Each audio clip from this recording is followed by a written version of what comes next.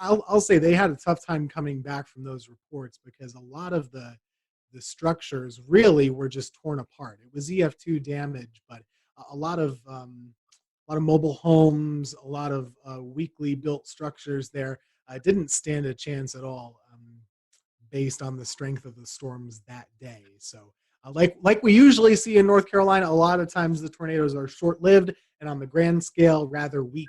This was just there were a ton of tornadoes, and most of them were really strong ones by our measure, at least too. So the damage was much worse than we usually see in a tornado outbreak. It was tough to watch. I remember a lot of people really, if they weren't personally affected by it, emotionally they certainly were, and there was a big outreach to try and help folks in the weeks following. So I have a question, Tim. Coming back to you, how do you think the public responded as these warnings were going off and folks were being warned, hey, look, stay inside. These tornadoes are canvassing a wide area. There's no exacts, but do you feel like majority of the public really responded well to that, or do you think maybe it was a learning lesson for a lot of folks? Well, I think it is difficult. Every event is different, right? And I think after this event, probably people took warnings more seriously because this was such a significant one and really a generational one. On that day, I can't really speak to how individual folks reacted. I think it was hard for them to understand. It was such a beautiful, bright, and sunny day in most of the areas until those storms got right up on top of you. So it was almost difficult to understand to the layperson how serious the weather really was. So a lot of these tornado warnings, like Dan was saying earlier, these storms are going 60, 80 miles per hour. The polygons were pretty big to account for that size, and you might have the warning going off and you're still in the sunshine, right? So that's not a typical response where you're going to shelter right away. You might take your time.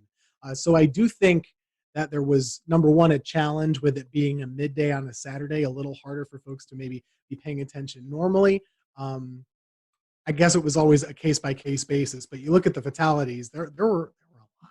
There were just a lot. So I do think it was a learning lesson for a lot of folks. After all these storms had passed and the days following the event, you guys had to go out and conduct storm surveys. What did that look like, and how busy were y'all? Because that was a lot of tornadoes to cover. And so within the first day, we knew we needed to get the fatal tornadoes that were long track. We needed to get those really well defined. And so we got those done. And then there were still some additional surveys on those two. But then really you spent the rest of the week going out into different areas. It took about a week to survey the entire area to get all the tornadoes in. But we focused on the ones that we knew were the worst, that there was the most attention on, just to get the EF rating, the tracks, the intensity, really identifying how the people died. When we lost people, that's a tough thing to have to do, to go out there and work with families that have lost everything. And a lot of times they're out there picking over their stuff. You want to learn what they've gone through a little bit, but you've also got to be very careful. But most people really do want to talk to you and tell you their story. So we get out there and interact with them. The Lowe's was just an incredible story where they had heard the warning. And then somebody came in to the front of the Lowe's and basically said the tornado's coming. And I remember we talked to the manager. He got on the loudspeaker in the store and just told everybody to go to the back where the bathrooms were. There's more infrastructure in the back. And of course, the tornado hit. It blew in those big sliding glass doors. It blew those in. The whole front wall of the Lowe's hardware blows in, and the front roof collapsed. And so the manager in that Lowe's, I mean, who knows how many lives he saved? But there was a lot of good stories like that, but there was a lot of tough stories with a lot of loss through the day. That makes it tough. But it took us a week to get our hands around all of the damage across central North Carolina. What's your lasting memory from this event? If you could share it with the folks who are watching, what's your lasting memory from the event? I'll start with you first, Jeremy. Well, with me, I think it was just even more than the tornado itself was just a surreal feeling that entire day, and the surreal feel of the atmosphere, those winds, like I said, that were inflow into the storms themselves. Just the, I don't know, kind of nervous, like Mike Mays almost being a little bit scared. I think we all were a little bit. I mean, at least I was at the same time as being, excited to possibly see a tornado. Of course, I don't want to see anyone get hurt. Nothing quite compares to what that system did, everything from the speed to the tops of the storms being, in a lot of cases, kind of lower topped. And especially the moment where it went from the squall line into breaking up into those individual supercells, and seeing that, like Jeremy said, happen in a couple of frames on radar, if aka 10 minutes in time, all of a sudden it went from a messy situation to you have 8 of the most textbook supercells in a line sweeping across the state at a high speed. Being in the middle of that and seeing the actual sun break through the squall line as those storms separated was just a surreal moment, something that I haven't seen happen in North Carolina since, or anywhere really for that matter. I mean, every now and then a strong storm system will separate from a squall line to supercells, but I've never seen anything to that degree. This was a long week event for us because it took a long time to get all the surveys done. But I mean, going back to that day, things I remember, obviously being in the office, but just how well everything did work. We did lose, more people than obviously you never want to lose anybody. We saved a lot of lives that day, and so going out there and seeing how much devastation there was and how many people were doing the right thing and seeing how well things went in the weather office. I remember watching WRAL, like Mike was talking earlier, and they had tornado emergency just in big, bold red across the bottom of the TV set. They were on wall-to-wall coverage. We were getting great spotter reports. It was one of those days where everybody was intensely worried. We all had a heightened awareness, but everything really worked the way it was supposed to work. I mean, everything we had practiced, all the work we've done with the media and Skywarn and the training inside the office, it just all came together. And so, while we lost people that day, and that's always a tragic thing, there was a lot of things that did work, and a lot of people came together and I'd say performed at a top level. And at the end of the day, it saved lives. For me, I was definitely still a kid at the moment. I think I was 23 years old or 24 years old or something like that. And thankfully, Jerry Jackson, who I was working with at the time, he had drilled with us very basic severe weather coverage do's and don'ts. Like 3 simple things. Tell folks where the storm is, where it's going, what they should do, and then tell them again. And if you have more than one storm, do 1, 2, 3, however many you have, then go back to the first one. So we really boiled it down to basics. I think we did a pretty good job that day. And I think, this event really prepared me for further events down the road, to not get too amped up, too nervous or whatever. Just kind of keep it simple, tell folks what they need to know and what they need to do. And that's really the whole reason why we're here, right? So this is a big moment for North Carolina, and just personally for me, and kind of seeing what the weather can do and why we're here. I do remember one point. I couldn't tell you what time it was, but it was just we had a little Viper radar system from Barron in the office. That was our primary drive thing. And I remember we would go out and expand and zoom into like Kansas or Oklahoma when they would be having their events, and we would see what the radar would look like. And I remember just thinking to myself at some point, I should be seeing I-35. I should be seeing like OKC and Wichita as delineators here. Instead, I'm seeing Kinston and Goldsboro, and it was just really crazy to see those kind of returns. Everything classic supercells all lined up in a row. Gentlemen, we definitely appreciate your time tonight. Thank you for going over this with us. Thank you guys who are watching tonight. Thank you for allowing us to step back in Carolina weather history and talk about this event. Be sure to check out this week. We'll be posting some more updates about this event throughout our social media pages, so be sure to check that as well. So for everyone here at the Carolina Weather Group, we hope you have a great evening, and we'll talk to you next time.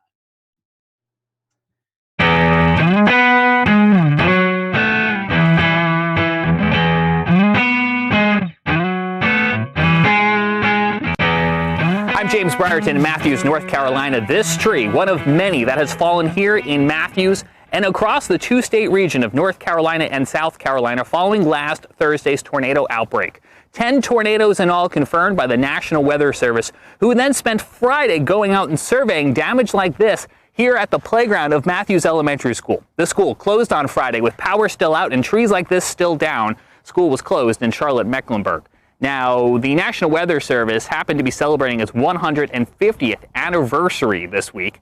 We're going to be talking about that coming up. The important life-saving mission they played today was all created over a century and a half ago. But first, let's talk more about the recovery efforts here in Matthews and across the region. This tree, the Ef2 tornado coming through here on Thursday, caused damage across the region.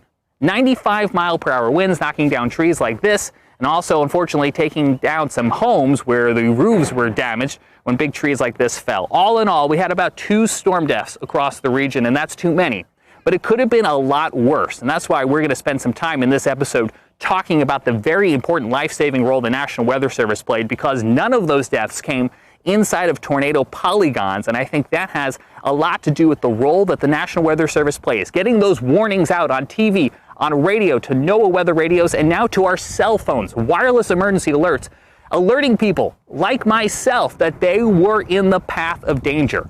On Thursday, I was trying to make my way to the day job at the TV station when I received one of those wireless emergency alerts on my phone. I happened to be streaming on Periscope at the time.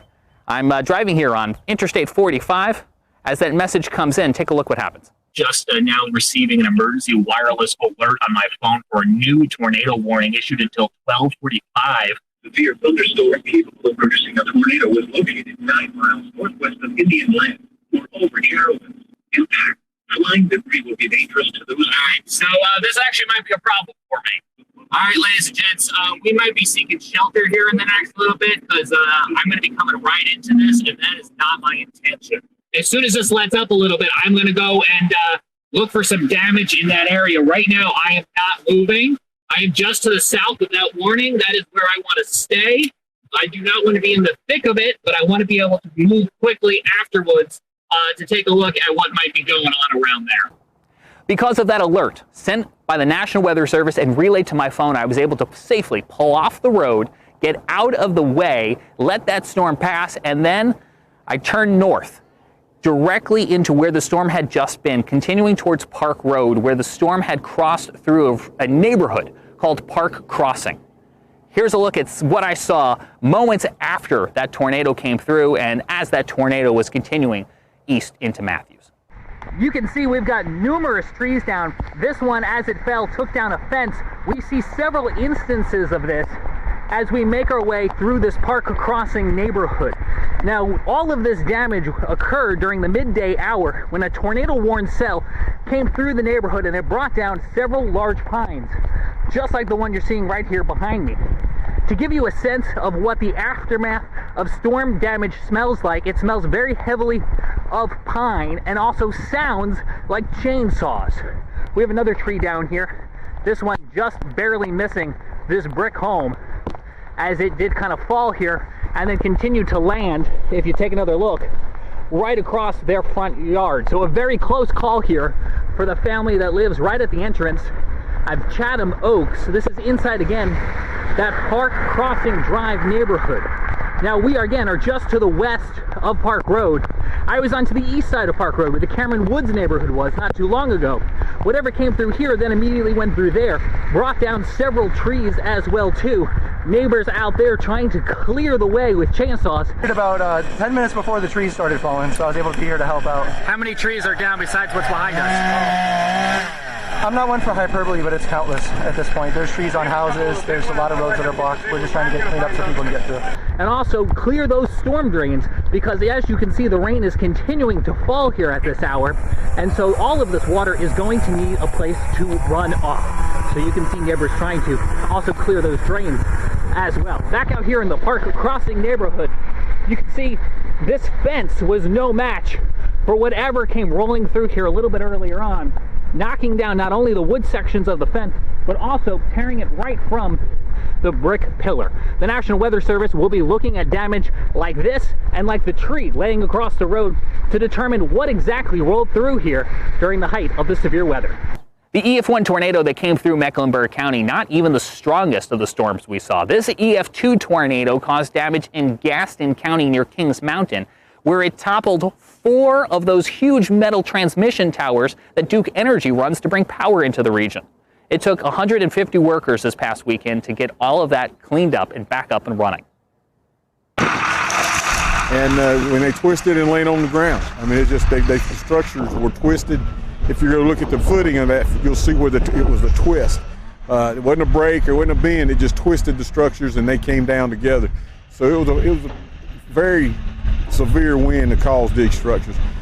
From Gaston County to back here in Mecklenburg County, those were just two of the tornado warnings that were issued here for the greater Charlotte area. Numerous storms across the region, a lot of them in that greater Charlotte area. Joining us now from his home in Morganton, North Carolina, is Scotty Powell with a look at some of the other storms. Scotty. One of the first tornado warnings to be issued was for Cleveland and Lincoln County. The National Weather Service was able to confirm an Ef2 tornado touchdown 1 mile west of Lawndale in northern Cleveland County. The end location was 3 miles northeast of Fallston, right near the Cleveland and Lincoln County line. One of the stronger tornadoes that we saw occur on Thursday was an Ef2 tornado that occurred just outside of the city of Kannapolis, North Carolina, in Cabarrus County. The tornado began just west of Interstate 85 near Lane Street. The awning of a service station was damaged. The strongest damage was found just east along Pless Road, where several homes were damaged from this tornado.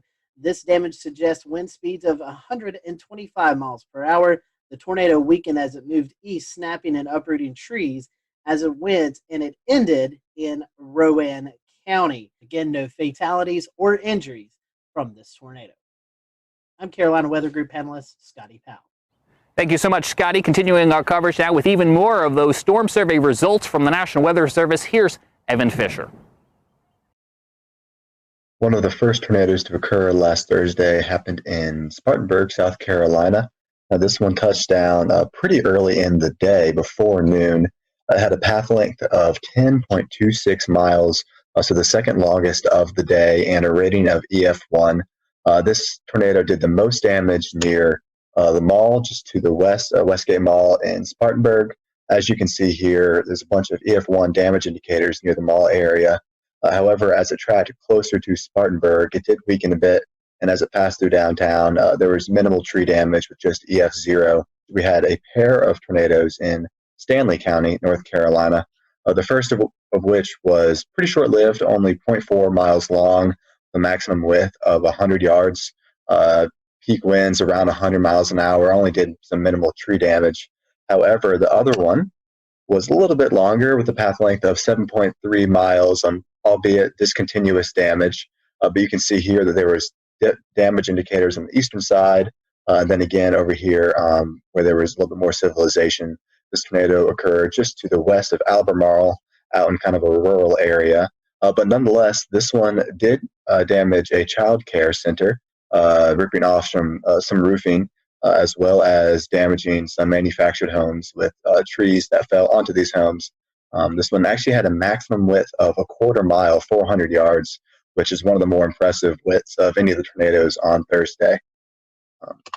Moving a little bit further east, I guess all the way to the east, we actually had one tornado up in northeastern North Carolina in Gates County. As you can see, compared to all the others, if we zoom out, the rest of the tornadoes were down here near Greenville and Charlotte and Greensboro and Raleigh. However, there was one up here in Gates County, rated an Ef0. Kind of flip over to the damage survey here. Tracked about 3 miles with peak winds at 85 miles an hour. Touchdown near Taylor Mill Road and Askew Road, and crossed Turner before doing some tree damage, as well as a few homes suffered damage, mainly from falling branches. From Evan Fisher now to Tim Pounds, who joins us with a look outside a storm that crossed from Georgia into South Carolina. Well, thanks, James. The storm team out of the Columbia, South Carolina office of the National Weather Service confirmed that an Ef1 tornado touched down in southwestern Aiken County. This occurred near Vaucluse in the Springfield Church Road area near Stableview Farm. Luckily, there were no injuries or fatalities indicated with this storm. And it was a pretty short-lived storm with maximum wind speeds of 105 mile an hour. The tornado only had a path length of about 1.15 miles and a maximum width of 75 yards. Another area of concern in the Augusta area was the Savannah River. The U.S. Army Corps of Engineers indicated that there was going to be a lot of extra flow from all the rain that occurred in the area, and they had opened the floodgates on the Strom-Thurmond Dam. releasing almost 30,000 cubic feet of water per second. So it was going to be a lot of water going down below the dam in the next few days. But other than that, that's about the extent of the storm report here in Augusta. James? So had a lot of water that fell. A lot of water that fell from the sky, making it possible for big trees like this to fall in very spongy soil, but also challenging the water systems, the watersheds, the rivers, the creeks that now have to take all of that water that fell and eventually funnel it out to the Atlantic Ocean. We're watching rising waters along rivers and creeks and waterways that are now having to try to cope with all of that water. When you take a look at the debris that remains days after the tornado outbreak of last week, you have to pause and think for a moment and realize that it could have been a lot worse. But if it wasn't for the folks who tirelessly put in long hours at the National Weather Service, not only forecasting and warning about storms like this, but then spending hours and days afterwards going out into the field and looking at debris and conducting their storm surveys, well, frankly, if we didn't have the National Weather Service, we'd be in a lot of trouble. Now, the National Weather Service celebrated 150 years on Sunday. We, of course, wish them a very happy birthday. Now, we had Tom Nizzle on our program a couple weeks back. Now, Tom spent years at the National Weather Service in Buffalo, New York, before coming south to work at the Weather Channel. He now resides just across the border in Tennessee, and he's a bit of a National Weather Service buff, you could say. And he was very happy to spend some time with us to enlighten us on the history and the important role that the National Weather Service has played in its first 150 years and counting. Tom, you got to know the National Weather Service from the inside. What does this 150th anniversary mean? Well, I'm old. I'm not quite that old, but man, I look back. I have 32 years in the National Weather Service. They're celebrating their 150th anniversary. So do the math, man. I've been there for 1/5 of their entire history. I am old. But I'll tell you, I love going back and look at the history of a National Weather Service for the United States. And a lot of it has its roots back to my hometown, Buffalo, New York, which was one of the original 24 forecast offices in the U.S. when the National Weather Service, under a different name, began back in 1870. It's amazing when you think about the United States and think about the roots of weather and weather observations. My gosh, when our forefathers came here to the U.S., think about the fact that everything they did in their lives had some connection to the weather. I mean, they spent most of their time outside. It was an agrarian society. So two of our most famous weather observers and our most famous original weather people in the United States were two of my favorites, a guy by the name of Ben Franklin and Thomas Jefferson, right? Franklin was amazing. He was one of these Renaissance men that was interested in everything, and he was a great scientist. Franklin, by the way, was the first person to really study and chart something that's right offshore of the Carolinas, known as the Gulf Stream. That really was actually discovered in a way in a scientific basis by Ben Franklin. Franklin also took weather observations every day. How about Tom Jefferson, another Renaissance man? This guy took weather observations on a regular basis, and he shared those observations and developed a network with people that were around him. In fact, the cooperative weather observers in the United States today, their top honor that they can get is the Jeffersonian Award for them taking weather observations. So those are two of the guys that really started things off. You know, we get into the 1800s, and as the country began to expand out to the west, all right, now the beginning of the 1800s, Weather Service actually went into a national operation in 1870. So 70 years before that, the U.S. was moving out and expanding to the west, and based on Thomas Jefferson's suggestions, the Lewis and Clark expeditions, they wanted to take science observations. Most of the Army surgeons who were trained as scientists would take weather observations on a daily basis, and they would mail them back in. They would, arrive months later into places like the Smithsonian, where they would gather this information and bring all this information together, begin to plot it onto maps and try to understand this array of data that we were gathering across the country. But my gosh, none of it was timely. It took months to get that information. So you come across to about the mid-1840s, and we had this amazing invention that takes the science of meteorology and rockets it forward. And it was called the telescope. We'll return to Best of the Carolina Weather Group in a moment. Now your Carolina weather forecast. Here are today's forecast high temperatures for North Carolina. Here are the forecast lows for tonight for North Carolina. Here are tomorrow's forecast high temperatures. And here's forecast rainfall across North Carolina tomorrow. Here are the forecast highs for the day after tomorrow.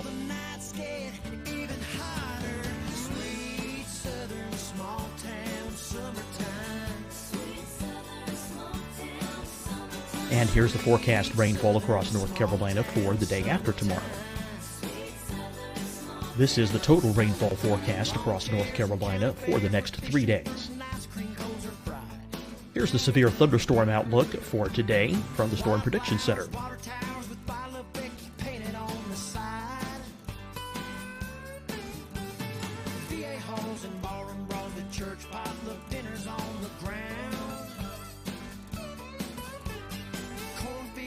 Here are the forecast high temperatures for today for South Carolina.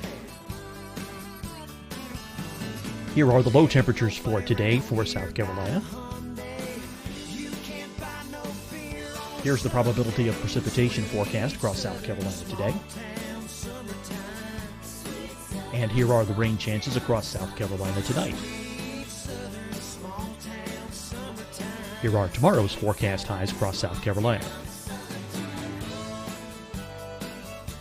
Here are the forecast low temperatures for tomorrow for South Carolina. And here is the probability of precipitation across South Carolina tomorrow. Here's the precipitation chances across South Carolina tomorrow night. Here are the forecast highs for the day after tomorrow in South Carolina. Here are the forecast low temperatures across South Carolina for the day after tomorrow. And here are the rain chances across South Carolina for the day after tomorrow. And South Carolina's probability of precipitation for that night.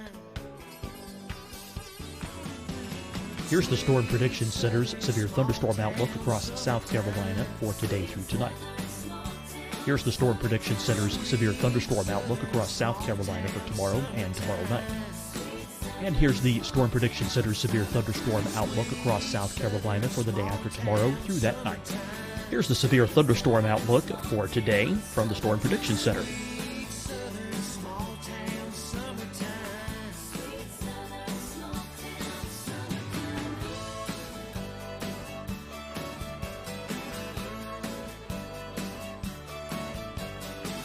And now here's a live look at weather radar across the southeast.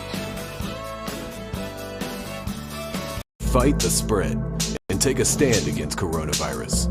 Wear a mask in public. Stay at least 6 feet apart from others. And get tested. Join us and fight the spread. Visit scdhec.gov/COVID-19. Getting tested for COVID-19 helps you to take the steps needed to protect yourself, your loved ones, and your community. Find the testing location at scdhec.gov/COVID-19 testing. Deciding when to wear a mask isn't about who you know or how well you know them. Just ask yourself, will I be with anyone I don't live with? If the answer is yes, get behind the mask. Help slow the spread of COVID-19. Get behind the mask. Learn more at covid19.ncdhhs.gov. Hi, everyone. I'm Dr. Mandy Cohen, Secretary of the North Carolina Department of Health and Human Services. And when you follow the 3 W's, you protect your family and your neighbors from COVID-19. When you leave your home, practice your W's. Wear a cloth face covering, wait 6 feet apart, wash your hands often. Wear, wait, wash. We're in this together. Stay strong, North Carolina. You'll see your Carolina weather forecast at 25 and 55 past. And now back to the best of the Carolina Weather Group on the all-new Carolina Weather Net. Once you got the telegraph, you could get this data from around the country that these surgeons were taking, and in almost real time, you could get it to one central area where that data could be compiled. You'd have the data quickly, you could analyze it, and then understand what was going on a more real-time basis. And this was all done at a place called the Smithsonian Institution. And Joseph Priestley was the guy that was there that was gathering all this information and beginning to plot weather maps. Well, we get into the Civil War, and that kind of detoured in some way the expansion of science as far as weather was concerned. But boy, the Civil War brought a lot of technical expertise and other inventions that would then help propel all of this technology and science forward. So let's get into the late 1860s now. And we're a couple of years beyond the Civil War. And the railroad transportation really wasn't coming into its own at that point. So a lot of the transportation that occurred between the inland parts of the country and getting out to the coast in the northern half of the United States occurred on the Great Lakes. There was a tremendous amount of shipping that occurred on the Great Lakes and moving not only goods and materials, but moving people and passengers around. And in 1868 and 1869, in 2 consecutive years, there were over 1,100 shipwrecks on the Great Lakes. Think about that, 1,100 shipwrecks and hundreds of fatalities on the lakes. Well, now I go into 4 cogs in the wheel that I think were most important people that were responsible for the development of a national weather service. Because of all the fatalities that were occurring on the Great Lakes, due to weather, by the way, due to severe weather, there was an amazing guy by the name of Increase Lapham, Lapham. This guy was, again, another Renaissance man. He was a geologist, and he was, at that point in Wisconsin, very interested in the weather. Again, a scientist by many, many means. He plotted weather maps, and he sent a lot of news clippings to his congressional representative about all these fatalities that were occurring on the Great Lakes. And there has to be something done to develop some type of weather warning system for these bad storms that were coming across the Great Lakes. So in 1869, I believe it was, Increase Lapham sent this letter out to his congressional representative, another second cog in the wheel by the name of Halbert Payne. And Payne took this information and introduced a resolution under Ulysses S. Grant to the United States Congress. And on February 9th of 1870, the resolution was passed to then bring into service a national weather service for the United States. And it was under the direction of the U.S. Army Signal Corps at that point. Why the Signal Corps? Well, it now brings in our third character. Our third guy that was in big responsibility and a big part of developing a national weather service was a guy who was in charge at one point for the Signal Corps in the U.S. His name was General Albert Meyer. And Meyer has a connection to my hometown of Buffalo, New York. But Meyer actually developed a signaling system during the Civil War of using flags to send signals between military installations. And this signaling system, or wigwag system, was in play, and it was in place during all of the Civil War. Meyer was an amazing character because he had a great military background. He had the ability to organize, and he also was in charge of this signaling system that they were using at that time. And so when Ulysses S. Grant signed the orders to bring into law a national weather service across the United States, Albert Meyer was brought in as the first head of the National Weather Service. And Meyer then brings in the fourth cog in the wheel, the guy that really made this happen from a scientific point of view. His name was Cleveland Abbey, and this guy was a scientist by every stretch of the word. He is the person who first began to issue forecasts, actual weather forecasts across the eastern part of the United States, and he had a tremendous, tremendous science background. And when he came into that first beginnings of the National Weather Service, it was Cleveland Abbey who introduced science, who introduced coursework, who introduced the theory of meteorology and the science of meteorology to those employees who were hired to man the 24 original offices across the United States. It was really, really a fascinating time. And from there, the ability to bring in weather data and weather observations led very, very quickly to production of weather forecasts. Within a couple of years of the formation of the Weather Service, these daily forecasts were something that everybody asked for. People understanding that they might not be all that accurate all of the time, they weren't able to do the kind of detailed forecasting that we can do these days, but they had an understanding of the basic concept, in most cases, of weather moving from the west to the east across the United States. With the ability to plot these maps, the early forecasters were able to trace storms. And as storms were moving from Chicago to Detroit to Cleveland to Buffalo and out to New York City, these forecasters could time to some degree the occurrence of this bad weather that was coming in that direction. And as they would do that, they would put these signal flags outside of places like post offices and other places where the public would frequent within these towns and cities. And so a quick walk down the street, someone would look at the flag and they would understand that the red flag with the black on it, okay, again, if you were in a coastal area, could mean a hurricane warning that was out. There were other types of flags that they used to get this information out. But it was amazing how quickly the science grew and how quickly the Weather Service expanded as we went through that time frame right after the Civil War. Tom, if you think back to what they started with and what we have today, if you could imagine, what do you think they would make of all the tools we have today? But it'd be like being on a different planet. I mean, you think about the fact that, yeah, they were getting weather observations, but there was no such thing as a satellite to monitor the weather from space, a radar to look at precipitation, even heaven forbid, a computer model, something that would actually foretell by using basic laws of mathematics what the weather would be like several days or maybe even into weeks in advance. It would be like a different world. And by the way, because I'm such a senior person at this point with a history of being in the National Weather Service, I came into the Weather Service at a time before computers were even introduced into weather forecast offices.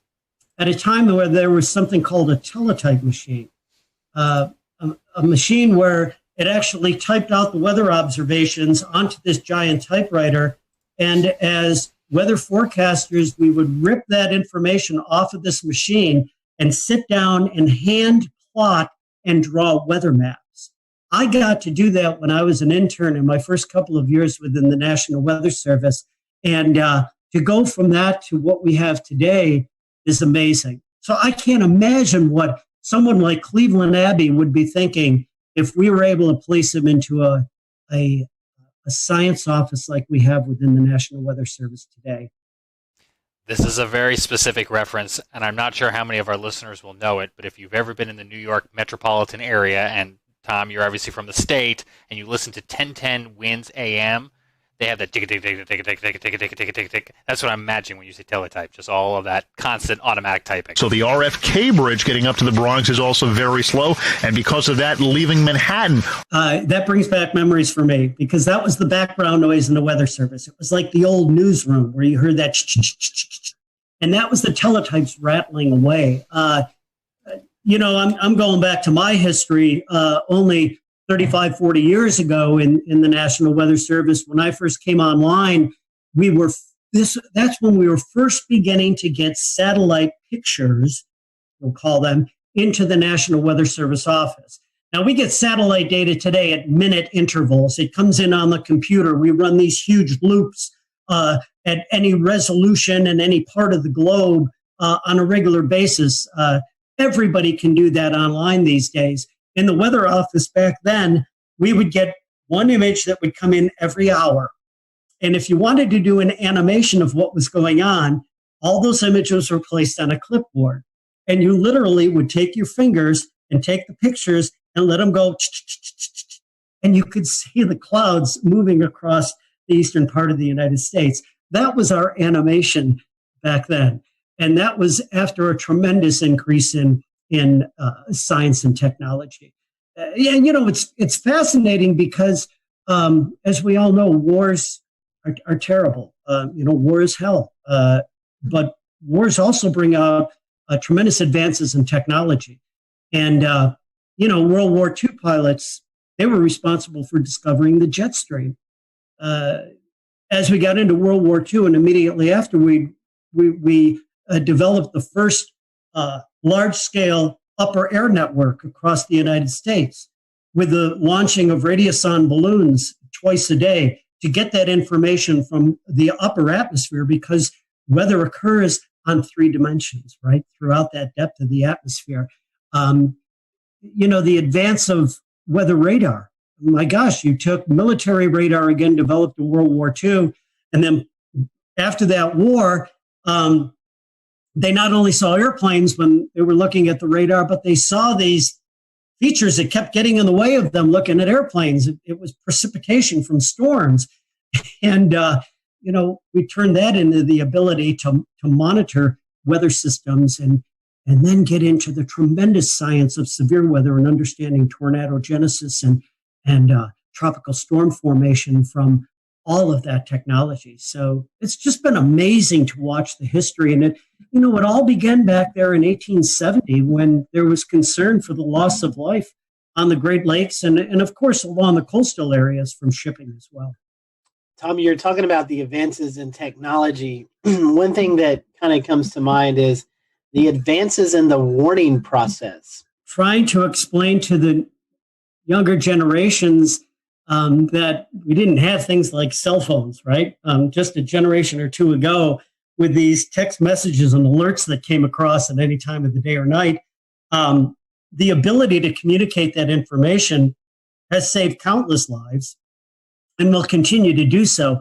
And the ability now to be able to put out 911 messages to a huge area, an entire community, to get that information out, has been married with the technology that allows us to be more confident to get those warnings out by being able to use something like a Doppler radar to understand what we should be warning on and what we should not be warning on.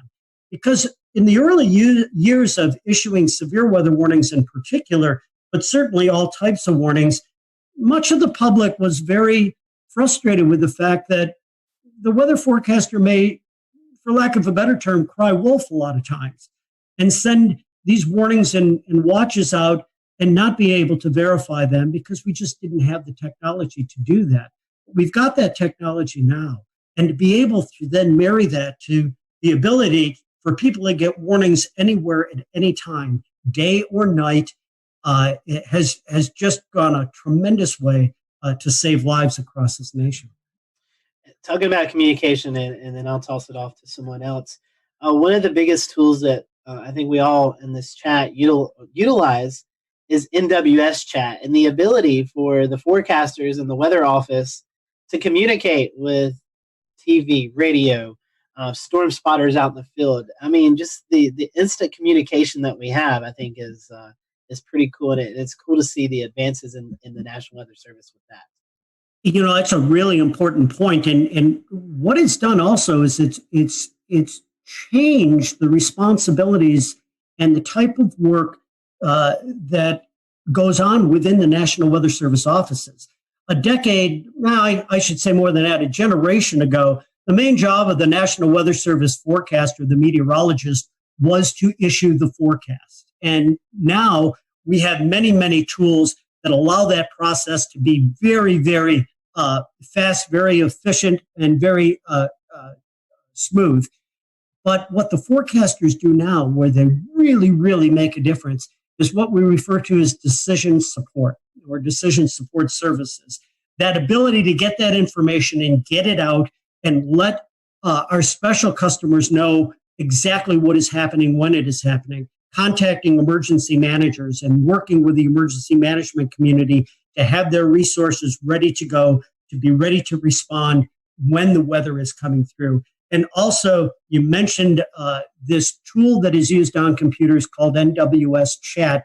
It's the ability for the forecast office to chat or to talk or message to many of its users, its media, its emergency management system, those types of individuals, to get the most reliable and timely information back and forth from those communities and sending out their thoughts from the National Weather Service offices. I found it fascinating when I worked at the Weather Channel that we, within a matter, and I mean this, within a matter of less than a minute in many instances, a damage report, say somebody had a half-inch hail that came down in their neighborhood outside of Charleston, South Carolina, and they sent a report in on their phone to the National Weather Service saying, we got hail here. Within a matter of a minute or so, the Weather Service gets the report, pops it into a computer that goes into this system, and at the Weather Channel, our graphics meteorologists were watching that data coming in, and when they picked that data up with the click of two buttons, it ended up on air. I was amazed to see how quickly that process took, and it's the ability to get that information and communicate it out to the public, because time is of the essence, especially with severe weather. So it's another huge increase in technology that, once again, is helping to save lives. Tom, I don't know if there's any telling what this world would be like without the National Weather Service. So let me try to phrase this closing question to you this way. What would day-to-day life here in the United States be if tomorrow morning we woke up and there was no National Weather Service? I think it would be chaos. If you think about how much of our economy and daily life is tied directly to the weather, and the way you see that most succinctly is being in the checkout line at the grocery store, because everybody's talking about it. You have to know what's going on with the weather if you're going to react with the real world. Everything from our transportation to our agriculture to daily life in general revolves around the ability to understand how nature, how the atmosphere is going to impact us over the next several days. Without the National Weather Service, I think we would be way, way behind in where we are right now. We again thank Tom for his time, and to all of the folks at the National Weather Service who continue to keep us safe each and every day. We can't thank you enough. And to you at home, thanks for joining us for this special edition of the Carolina Weather Group. For all of us, I'm James Brierton in Matthews, North Carolina. We'll see you again real soon.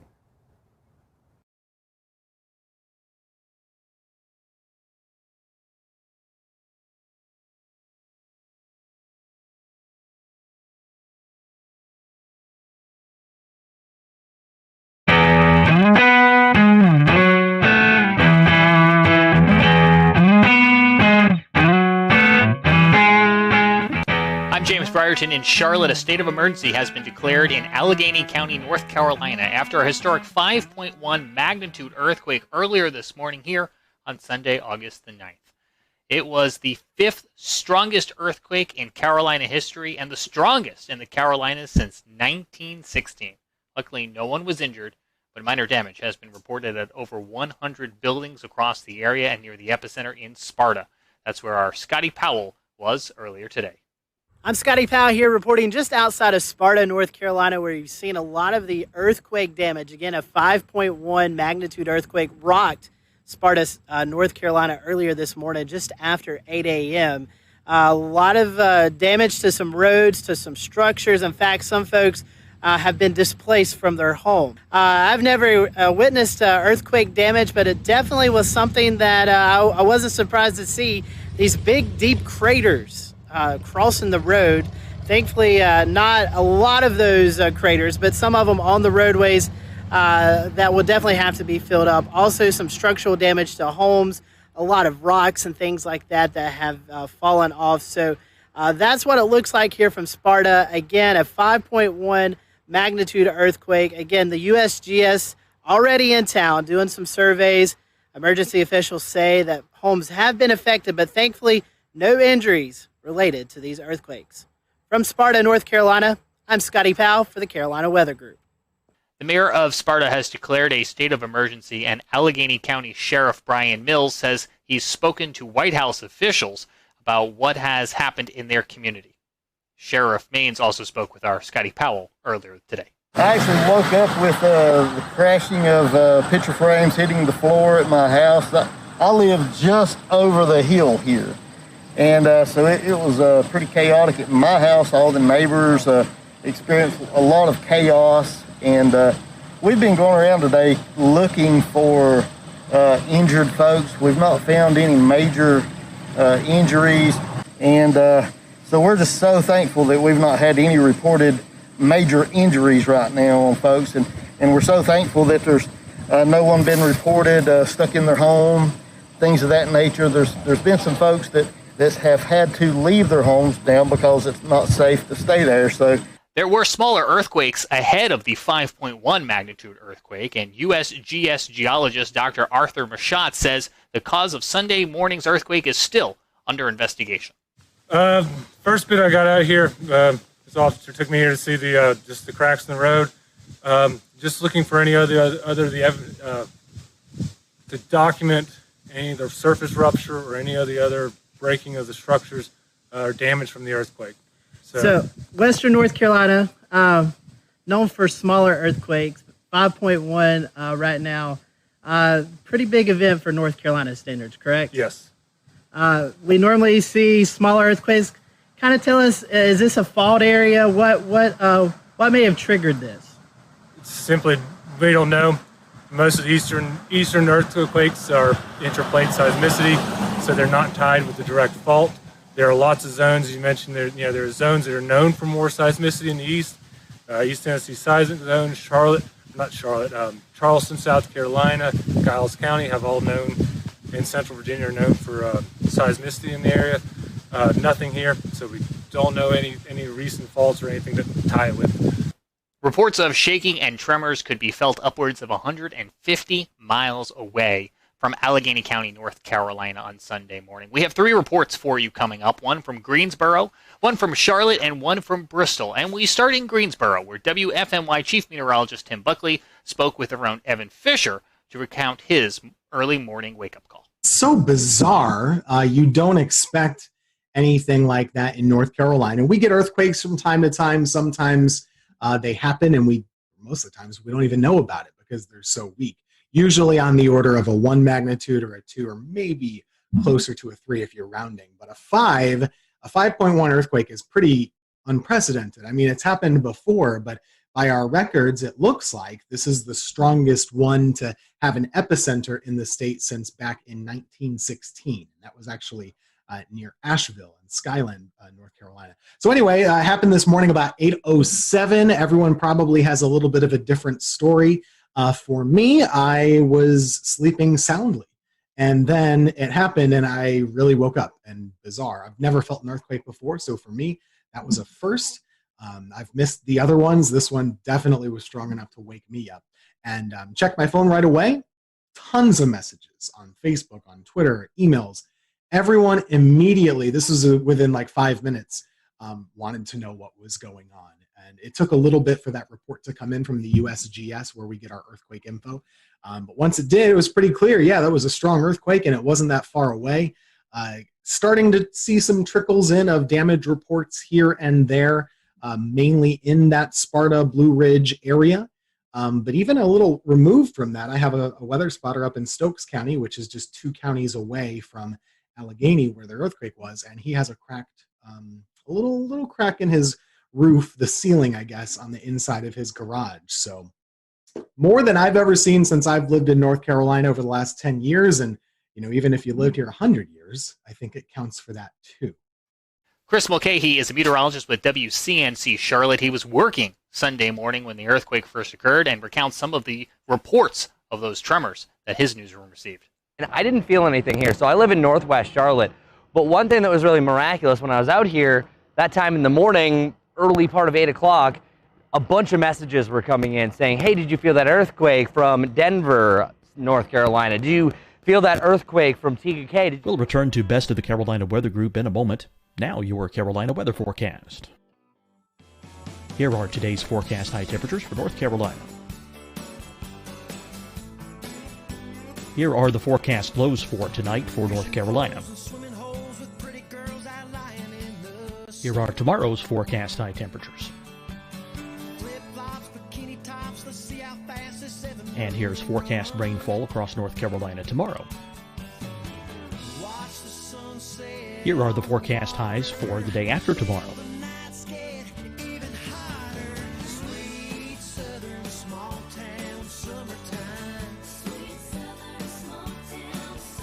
And here's the forecast rainfall across North Carolina for the day after tomorrow. This is the total rainfall forecast across North Carolina for the next 3 days. Here's the severe thunderstorm outlook for today from the Storm Prediction Center.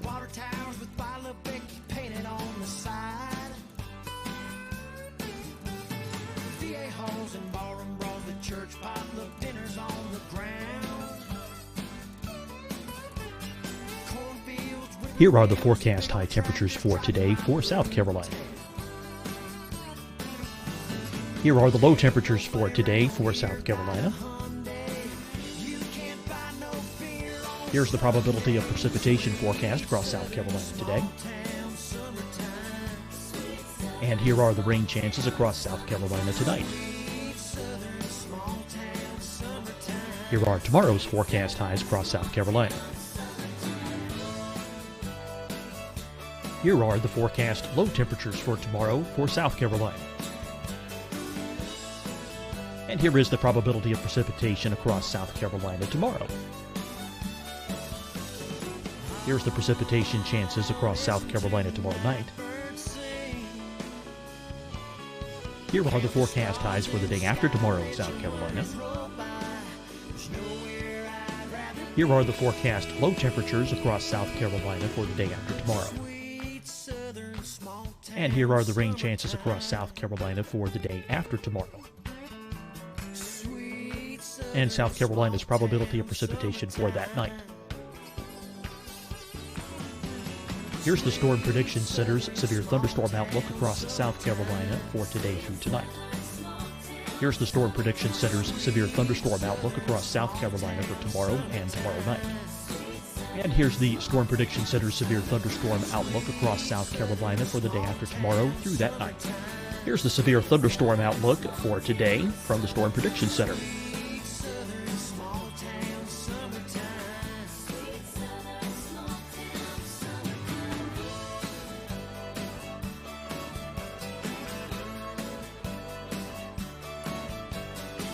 And now here's a live look at weather radar across the southeast. Fight the spread and take a stand against coronavirus. Wear a mask in public. Stay at least 6 feet apart from others. And get tested. Join us and fight the spread. Visit scdhec.gov/COVID-19.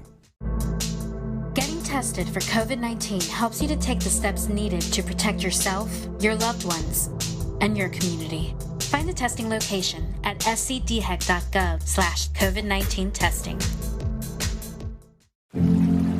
Deciding when to wear a mask isn't about who you know or how well you know them.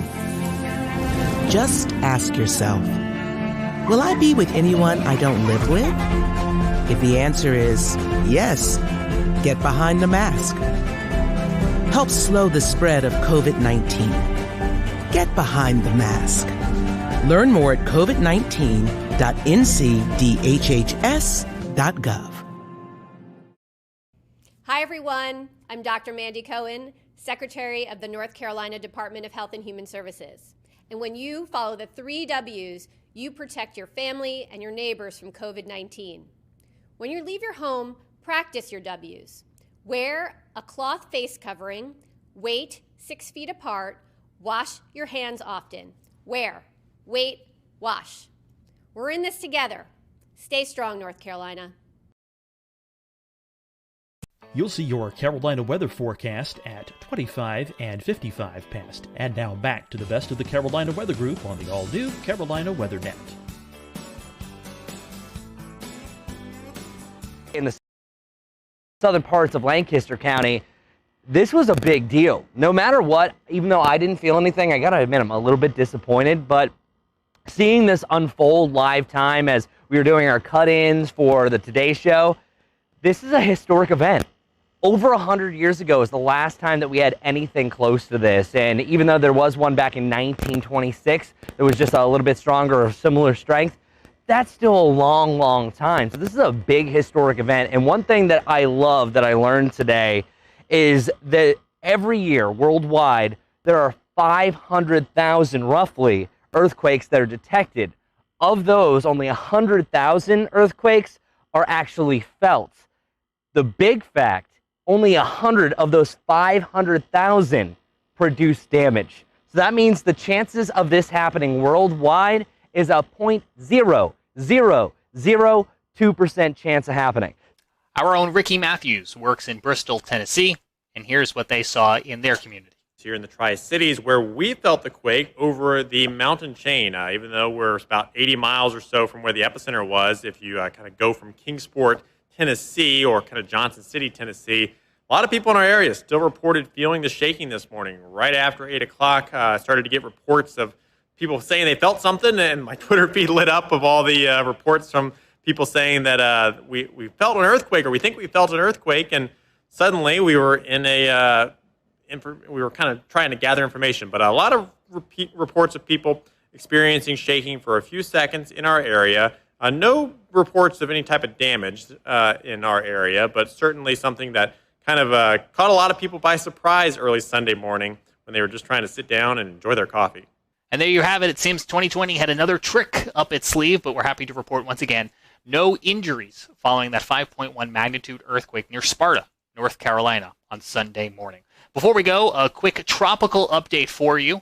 There is a tropical wave located a few hundred miles off the African coast. It continues to show signs of organization. A tropical depression could form in the next few days as the wave moves west at about 15 miles an hour. The next storm, if it were to be named, would be Josephine. On behalf of everyone here at the Carolina Weather Group, including Evan Fisher and Scotty Powell, I'm James Brierton in Charlotte. Thanks for joining us for this special edition of the Carolina Weather Group, and we'll see you back here again real soon.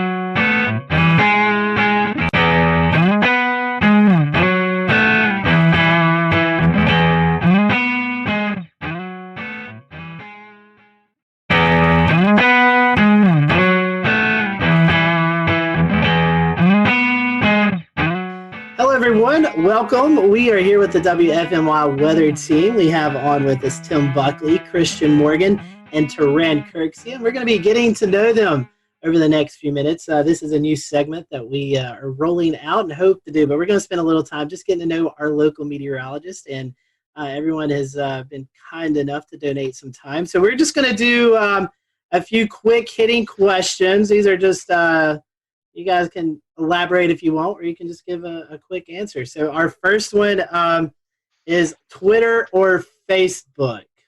Which do you prefer more, Twitter or Facebook? I'll start with Tim. Twitter, as long as it's not bad Twitter. But I like weather Twitter. Okay. Christian? Definitely Twitter. Facebook has the ability to take something you posted 3 days ago and highlight it 3 days later, which makes the information very much out of date. So I feel like Twitter, if you can't say it in 140 characters, then you're saying too much. All right, here's one. I don't know if you guys have dabbled in these as much. TikTok or Snapchat? Oh, boy. I'm old. I can't have a TikTok. I don't even think that's allowed. So I do have a Snapchat, but it's not something I post weather stuff on. Yeah, I have Snapchat too, and I can't dance, so I'm not even going to adventure into the world of TikTok because it will be horrible. And I'll just let everybody else share the TikTok videos on Twitter, and then I'll watch them that way. You don't want to be lip syncing? No.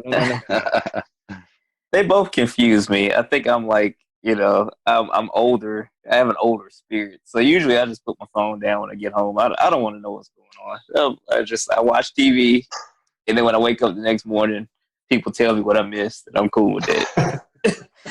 I'm fine with it. Keeping on the theme of technology and stuff, what about weather model websites? There's tons of them out there, and I know you guys may have some special software, so you don't have to go to all these websites that us normal people have to use. But do you have one? We have so much special software, and we pay all this money for all the great stuff. And I still love the Penn State e-wall the most. You're biased. Undecipherable. No one understands what it is, but I do because I went there, and that's just my comfort zone. It's like my chicken soup for my weather soul is looking at the page of garbled numbers, knowing what it means. So I do like, and it's the only one that has an easy to understand 6-panel chart for like the NAM and stuff, and I like a 6-panel chart. Okay. I've used that website for like 15 years, and I'm still confused by it. but it was the first website I used a lot, though. Now I use Pivotal Weather a lot, and occasionally I look at some other ones if it's like hurricane season or something like that too. Yeah, the first time I met Tim, he was showing me this Penn State e-wall, and I said, "What is this thing that looks like it's from 1985 that I cannot understand?"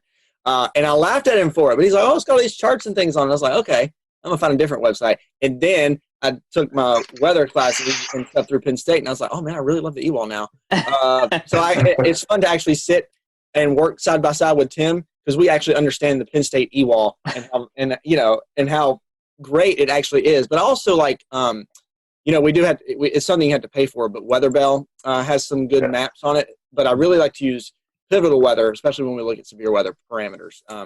They have it very easy to access on there. I can't say that we've really dabbled in the e-wall, but definitely agree with you on WeatherBell and Pivotal. I think I'd have to throw in Tropical Tidbits just because that's where I started, and so nice having those easy assignments. Keep on this topic. Do you think that weather data is too easily available? Yes, but there's nothing we can do about it. Okay. I have two opinions on this. Number one, I don't think it should be that easy. I don't think it should be easily available to people that aren't seeking it out. So what I mean is, like, if you want to really be able to look at a weather model, of course I agree that's a good thing to be able to do. But I don't like that it gets out there to people that aren't wanting to see it. So it gets posted to Facebook, and then my grandma gets it and says, "Oh gosh, this is really bad." That's the bad part that we all know about. So in a perfect world, it's 1995 and only the weather folks have the weather models, but you can't put the toothpaste back in the tube. I think with it being so accessible, yes, it's public knowledge. It's out there, so why can't you access it? But at the same time, you get a lot of these hype weather sites and, people who think they're weather gurus and don't really understand it. And they like to, screenshot things and then post hype weather stories based on looking at one model. People don't really take the time to actually dive into the models and try to find the consistencies in them. And a lot of people don't even know the biases of the models and typically how they run. So having it so accessible is kind of doing, the weather folks a disservice. So we actually kind of have to take a step back and say, what you're seeing is not really accurate, but here's what we're looking at. So we almost have to kind of be careful where we step to make sure we cover the bases of what people are really seeing on Facebook and Twitter and what they're, sharing out at a mass rate. Yeah, because 90% of the time when something looks bad 5 or 7 days out, it doesn't happen. So Right. I know my forecasting philosophy is usually like, okay, that looks like 10 days out. Oh, it looks horrible, but I'm not going to say anything. We'll just kind of pay attention to it. And then once we get in, okay, it's 4 days out to 5 days out. If it looks really bad, okay, let me start kind of sprinkling this in. And then 3 days or less is when I'm more so like, okay, this is probably going to happen. But since it is out there and, the way that the models are visualized, some of the websites where it looks really, the color tables are really good, but you see something that looks terrible and then somebody will just Christian and Tim were saying, they'll see it and they'll put it out there and then it explodes and you have to do damage control the whole time. And then when it doesn't happen, people will say, "Well, you guys didn't know what you were doing." So that's the way it goes. Yeah, exactly. Coran has lobbied for us to change our 7-day forecast to a 3-day forecast. All my career, I've been like 7-day forecasts. I don't like 7-day deterministic forecasts because most of the time the temperature 7 days out is going to be at least 5 or 8 degrees different, than what I said a week before. But that's just, again, my old man grumpiness. I've been complaining about that for my entire career, and it has not changed anywhere I've worked. So it's not gonna happen. I did a little personal case study not long ago. I was like, okay, I'm going to take, my forecast sheet and I'm going to keep it. And here's what I put for day 7. When I get to day 7, I want to see how much it's changed. And I mean, over those 7 days, the conditions change, the temperature changes. It's an evolving thing, especially once you get past, 3 and 4 days. Yeah, I even tell kids when I do school talks, like, okay, days like 5 through 7, don't worry about those. It's more of a here's what we're looking at down the road. This is kind of a suggestion of where things may go. Exactly. Yep. And heavens forbid you put a snowflake in day 5 or 6 and it doesn't happen. Never do that. That's a rule of thumb. Never do that. I could think it could be a blizzard. I'm not putting a snowflake on day 7. Dig your own grave. Mm-hmm. Kind of bringing it back around for your viewers here. What was it that kind of jump started y'all to want to become weather people? Was there a defining moment, or was it something you kind of always knew you wanted to do? Most people have like one weather moment that they saw or they lived through or they experienced. For me, I don't really have one of those, but I did grow up in probably the snowiest part of the country that people live in, which is upstate New York, right along Lake Ontario. We got like 200 inches of snow a year. And so weather was just hugely controlling of your life for about 4 to 5 to 6 months every winter. So I always wanted to know what the weather was going to be. I always watched the Weather Channel and told my mom what they were saying, even if she didn't care. And that's just what I was interested in. And the TV thing just kind of followed suit. I didn't know that was exactly what I wanted, but that kind of just worked itself out. So that was my spark, were snowflakes. And I hate snow, by the way. So it's just, maybe that's why. Yeah, I'm going to catch heat for this from Tim and Taran. I really like snow. And see, look. They've unclaimed me. So always, that was my thing. And my birthday is in January. And for a while, there was a couple of years where it always snowed on my birthday or within a couple of days of my birthday. So that kind of, I've always was interested in weather. And actually, I never knew that's what I wanted to do as a career. I always wanted to do broadcasting, radio or TV of some sort, and work in radio for a while and then try to get my foot into TV and a couple different avenues.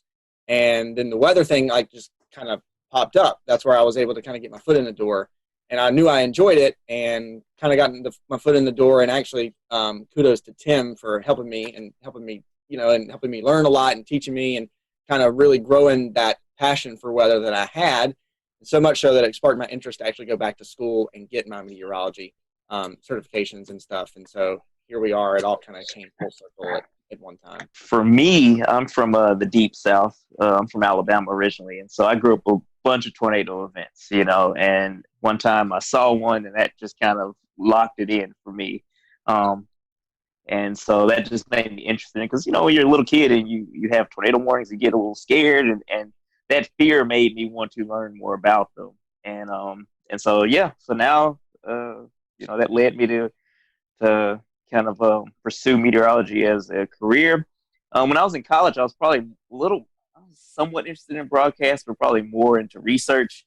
The broadcast thing just kind of happened, and I've just been doing that ever since. But I do want to say I do not like snow. Snow is terrible. I hate tornadoes too because tornadoes are bad, as we've seen. So I just like I think I like more so the challenge of forecasting as opposed to certain weather events, weather phenomena.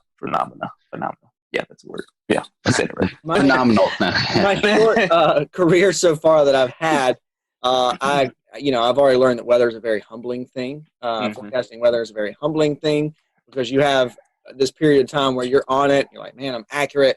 This is, it's working out. And then something falls in your lap, and it's, you're like, okay, we'll come on back down to earth now. But yeah, so the challenge is fun, and also, weather is one of those things. Like, you think about it now, we've got everything going on with the coronavirus, but weather doesn't stop. Like, it's something that never changes, and it's something that's always happening, no matter what's going on. And people are always, no matter what they're doing, whether they're staying at home, or whether this is a normal period in time where people are going to work and kind of coming and going as they please, weather affects everybody in some way, shape, or form. And to be able to, be one of the folks who's actually looking at that and helping you kind of plan your day, providing that service for you, I think is something that internally, and in my mind, I really, really enjoy. I have a running joke with Turan. I guess you've been here about 3 years or so, man, like that. Mm-hmm. And when he was on his interview, he's asking, what's the weather really like in the Carolinas? And he's been in Oklahoma and Mississippi, and I say, you know what, man, we don't get that much severe weather. Every now and then we get a tornado. Every now and then we get some hurricanes, but they're mainly at the coast, and we're in the Piedmont. And every once a year or so we get some snow, and sometimes it's big, but it's not much. And then weather just happened all the time, and we had lots of tornadoes. We had a Greensboro tornado. We had all these hurricanes that came right into the Piedmont, all this crazy snow. So it's transformed. So it is. Is it following you, Turan? Clearly, it must be. I'm sorry. I apologize to everyone. So now I'm connecting the dots, because first we blamed it on Grant Gilmore when he left. And so now it's actually Tim's fault, because he said we don't really get, and ever since then, all heck's broken. Jinxed us. Yeah. That's right. Everything was quiet when Grant was here. When he left, it just went crazy. Note to self, no claims about North Carolina weather at all. A quick follow-up there, Turan. The tornado that you saw, you were younger and you had a clear kind of visible of that. What kind of happened in that experience? There was I remember the day. I was in Huntsville, Alabama at the time, in North Alabama, and there was a tornado warning, and the meteorologist was saying, hey, it's headed towards this part of Madison County, which is maybe about 5 or so miles north of where we are. Then the power kind of flickered or went out, and of course, we looked outside, so you're not supposed to do that. And we were looking north, and you can barely see it, in the distance, but I could see it, and I was like, oh my gosh, that's wow. This is it. I was scared, but I was also kind of mesmerized. My parents knew that it wasn't going to hit us, so they were okay with me, like, looking outside, like, okay, it's up there, it's fine. But just watching it was, it kind of, just solidified my interest, because I've always been somewhat interested in weather, even when I was younger than that. But there was a meteorologist in town that would do such a great job kind of teaching the meteorology. I know some people don't like that, but for me, I would always sit in front of the TV and watch the severe weather coverage, and I would learn so much about how to look at radar. What are you looking for? These are different, variables that, you can look at using the radar. And again, this is in the 90s, and so there's been a huge explosion of different things now, but it made me more and more interested. And then, obviously, I reached out when I got in high school, and he was gracious enough to let me, intern from when I got in college, but to let me shadow him when I was in high school, and it just kind of went from there. Give us a name. Come on. It was Dan Satterfield. Okay.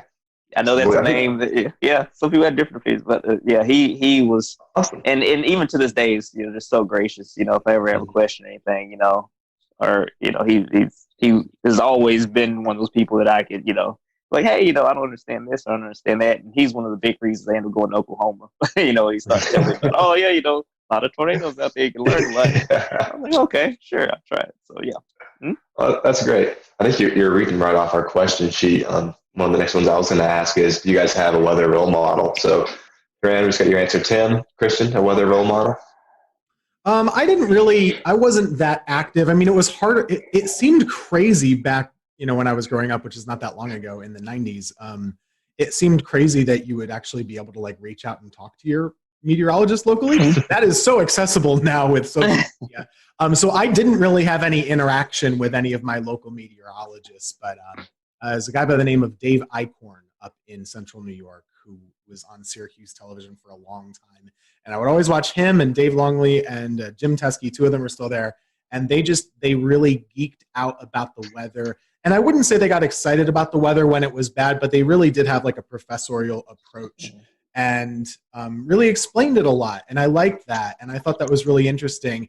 And they would really tell you, if this lake effect band isn't here and it's there, there's a reason why. We're not able to predict it that precisely. And so those were definitely the folks that inspired me, even though I didn't really interact with them much. The funny part about now being in the position that I am and having social media is we interact a lot on social media together now, just chatting about local weather, and they know I'm from my little small town that they cover and all that stuff. So it's cool. That's neat. Yeah, for me, so I actually grew up in this market. So I was very in tune with all of the weather folks in the market at the time. And so there was one person that I won't name because we're with, a competing station right now, but I watched them all the time.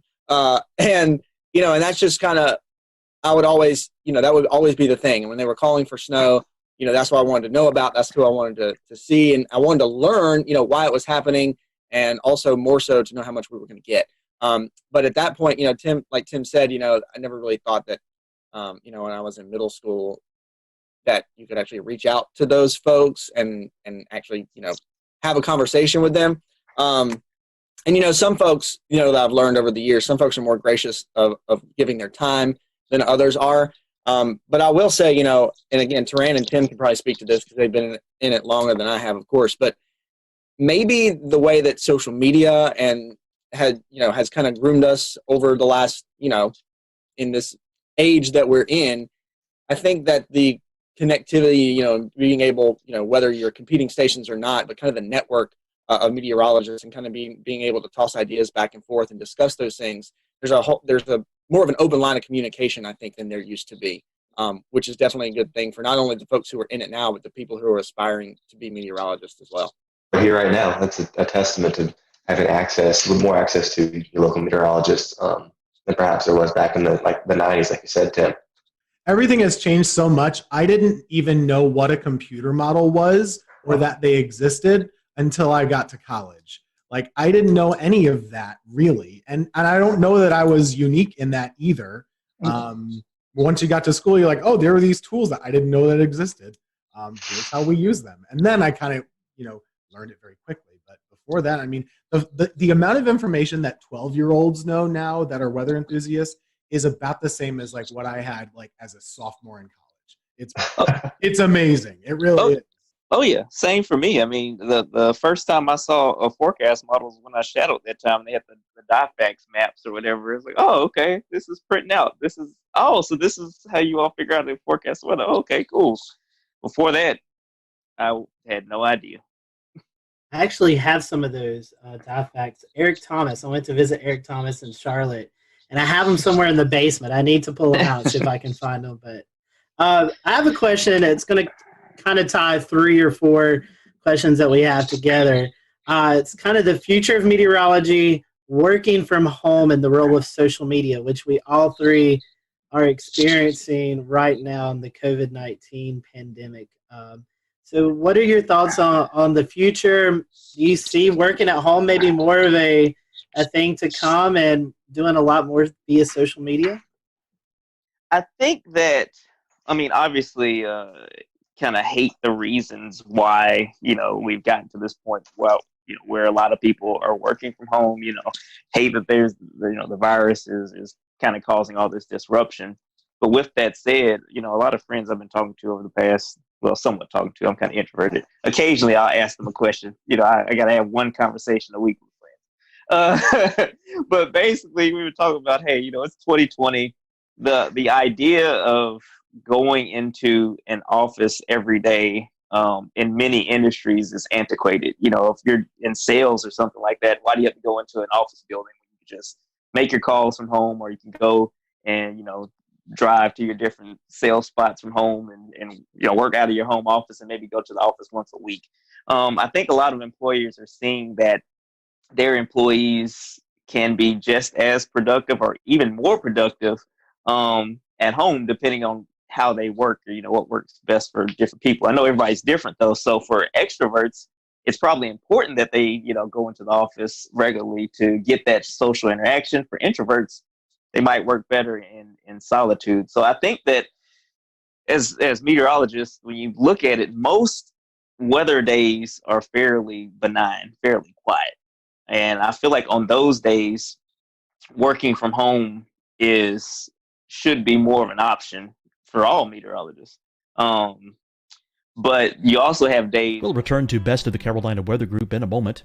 Now your Carolina weather forecast. Here are today's forecast high temperatures for North Carolina. Here are the forecast lows for tonight for North Carolina. Here are tomorrow's forecast high temperatures. And here's forecast rainfall across North Carolina tomorrow. Here are the forecast highs for the day after tomorrow.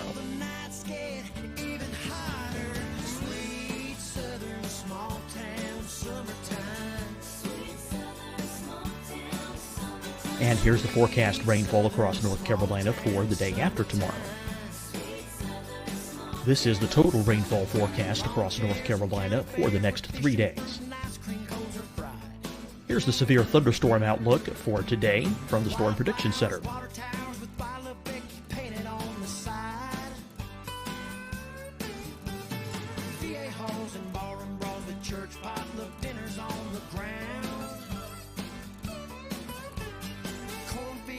Here are the forecast high temperatures for today for South Carolina. Here are the low temperatures for today for South Carolina. Here's the probability of precipitation forecast across South Carolina today. And here are the rain chances across South Carolina tonight. Here are tomorrow's forecast highs across South Carolina. Here are the forecast low temperatures for tomorrow for South Carolina. And here is the probability of precipitation across South Carolina tomorrow. Here's the precipitation chances across South Carolina tomorrow night. Here are the forecast highs for the day after tomorrow in South Carolina. Here are the forecast low temperatures across South Carolina for the day after tomorrow. And here are the rain chances across South Carolina for the day after tomorrow. And South Carolina's probability of precipitation for that night. Here's the Storm Prediction Center's severe thunderstorm outlook across South Carolina for today through tonight. Here's the Storm Prediction Center's severe thunderstorm outlook across South Carolina for tomorrow and tomorrow night. And here's the Storm Prediction Center's severe thunderstorm outlook across South Carolina for the day after tomorrow through that night. Here's the severe thunderstorm outlook for today from the Storm Prediction Center.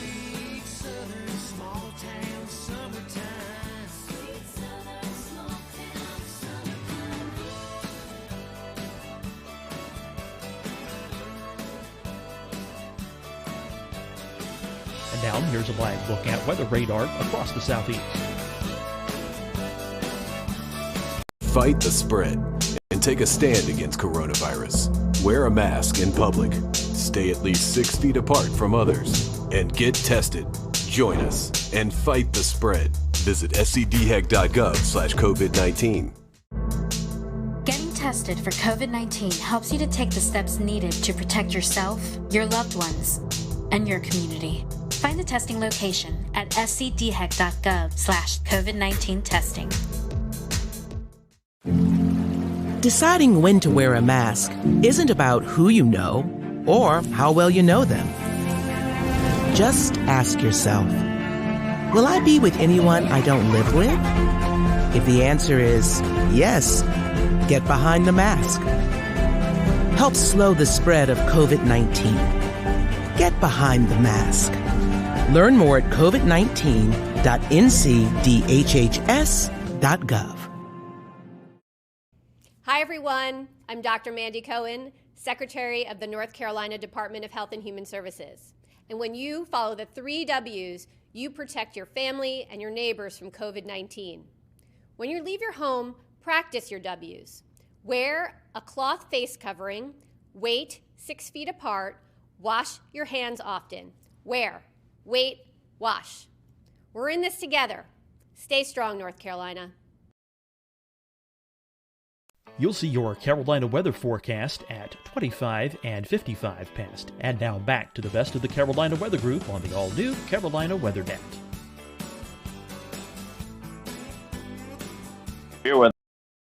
Where that's not probably the best method. That's just kind of my 2 cents on that. I don't know what you think, Tim. I mean, I definitely do miss being able to interact with folks at the station. However, typically meteorologists aren't interacting with one another personally face-to-face because we're on different shifts. So it doesn't change that much between us working together. Christian and I do have a lot of overlap at the station just because of our schedules. But aside from that, the main difference is just being able to show things in front of a wall and explain things by pointing them out and maybe some interaction with other anchors and stuff like that. I don't think that I'm surprised at how much we've been able to do at home, and I do think that this might continue to be an option in the future on quiet days. I don't see why not. So we'll see what happens. It's new for everybody. So what we did learn this past week, though, and whenever this is aired, we had a tornado situation back on this past Monday. That is something that very much needs to be at the station. Mm-hmm. And just the reason for that is, we don't have backup power at home. Mm-hmm. The building does, and we can explain it. And I think there's a comfort to folks at home who are able to actually see us at work. On top of it, we got it covered. Don't worry. Agreed. Yeah, I'll real quick. I'll echo off what Tim said about our severe weather event this past Monday, and I was actually working from home, and Tim and Taran were in the studio, of course, very much separated because of social distancing guidelines right now. But the other thing, and I know that this is again the quality that we're able to put out, even working from home, video quality, audio quality, is pretty mesmerizing, honestly, because we never thought that we'd be at this point. But the other thing, there's also still a lot of downfalls with it. And one of those being the fact that when you remote into whatever weather software you have, there's going to be some sort of latency at whatever rate, which does, I noticed this working from home on Monday. When you have that, it does make storm tracking, especially in like a severe weather event, it makes it more difficult because you're trying to move the map around, and because of the latency you may have in some, like if you're remoting into a computer, well, you might have moved past it too much, and then you got to kind of scoot it back a little bit. There's just so many extra steps, and even extra seconds can be crucial in a severe weather event. But taking an overall approach to it, working from home is interesting. I've always been one of those folks who, all right, I have to get up and get ready and then go out the door to kind of get my, get my mind in the right place to do work. So working from home has been a challenge for me to kind of get into that groove. It's not so much a challenge anymore just because we've been doing it now, for a month at least. But having that interaction with folks in the building, even though, here's the weather center over here and here's the news people over here, and we come together at the newscast, just kind of having that interaction. The lines of communication are, of course, a whole lot better. Tim and Taran, and if you've been in a newsroom, like this, like you can just scoot the chair back and you yell something across the room or say something across the room. Now, working from home, okay, got to send this email, or did I check this on the Nws Chat, or did I send somebody a text message? So the communication line kind of is something you have to kind of double check yourself on. But I think there's something about, if the weather's nice, of course, we can forecast from anywhere. Yes, we have some tools at the station, but we can do a forecast from anywhere as long as we have internet. We can even look up stuff on our phone, if we need to do that. But working from home and putting the forecast together, is easy. But I think when things return to normal, if we are seeing more work from home situations, I think just being in the station, being in the studio, at least for the shows, has a value to it that you can't replace. No, absolutely. It's amazing all of the just how much we've seen this working from home thing develop over the last 2 months. who would have thought that every single meteorologist, just about every single meteorologist in the nation, would be broadcasting from their office with their cat in April. So it's just unreal. So we only have a few minutes left, y'all. So we're each going to ask you one kind of silly, lighthearted, fun question. So I guess, Tim, I'll start off with you and we'll go around. What is your favorite non-weather hobby? Favorite non-weather hobby? Getting outside and hiking and taking pictures. That's it. Great choice. And I know it's supposed to be fast, but I got this hobby, I think, by a product of working weather. And the reason is when I moved to Greensboro, I was working weekends. My days off were Wednesday and Thursday. No one in the world, let alone in our building, has days off on Wednesday, Thursday. So I had nothing to do. So I got in my car and I would drive to pretty places like Hanging Rock or the Blue Ridge Parkway or something like that. I would drive a long way and get to know the area. And then I got to know hiking. And at the time, I was just taking pictures on my iPhone. And then I kind of, started getting a better camera. I don't take as good pictures as Dan, but I try. He's my inspiration for good photos as well. So that's my hobby. Christian, Terrain? Music for me. I'm a drummer in a 10-piece party and dance band that plays across the Southeast quite a bit. So music is my outlet. And then I love being outdoors. So even though I'm not that great at it, I love going golfing. And that's a nice thing from working from home. Like, even on these days, if I don't go in until the afternoon, the days working from home, I can just, walk out and go to the golf course and walk a couple holes, kind of get my fresh air for the day. And so, yeah, but music is my main hobby. Golf would be the second one. I like to spend time outside as well. Just kind of sitting outside is always nice. And I like to barbecue, which is a verb and a noun. Okay. It's a verb and a noun. Contrary to popular belief. Read the dictionary, it's a verb and noun. Sorry, anyway. That's true. But Southern thing. It is, yeah. It's a verb and a noun in Alabama, and it's a verb and a noun in North Carolina too. Do people up north not think that it's a verb? Well, they use it much differently. Yeah. I can run out the clock on this if you want to. Go for it. The actual thing that you cook with, the barbecue instead of the grill. So this is the whole, and the cookout up north is called a barbecue as well. Yes. I'm telling you, that's the way it is up there. Yeah, once all this social distancing stuff clears up, I'm waiting for some Turan ribs. Every Saturday, I have to post of Turan cooking. I've had extra time on my hands. So, maybe our next lightning round will be in person. There you go. Turan, I got to ask you, vinegar or tomato-based sauce? Well, I mean, that's the big debate here in North Carolina. Man, she about to get me in trouble, man. All right, so again, I'm from Alabama, but I spent most of my life in North Alabama. So Memphis-style barbecue is what I'm used to. And then when I lived in Oklahoma, Texas-style barbecue is kind of, one of my big things too. I like more tomato-based barbecue sauce. Like, you have to put, for me, I do put some apple cider vinegar as I'm cooking it, but I don't just douse it in it. Like, I just want a little bit of tang and then more sweetness. That's just what I prefer. Very nice. Very nice. We'll give that to you. And on that, I'm with Turan on that. Even though I'm from North Carolina, I don't want to eat barbecue and have my throat burn. All that vinegar. A good mix, a good middle of the road barbecue. Well, Christian, I didn't, because we need the viewers to still like us after that. Disparaging barbecue or whatever. And these are the fun questions. Christian, I didn't know you golf, so next time I'm in the air. We'll have to go hit the course. We'll do it, absolutely. All right, so one last, question before we wrap. Do you have a favorite weather or disaster themed movie?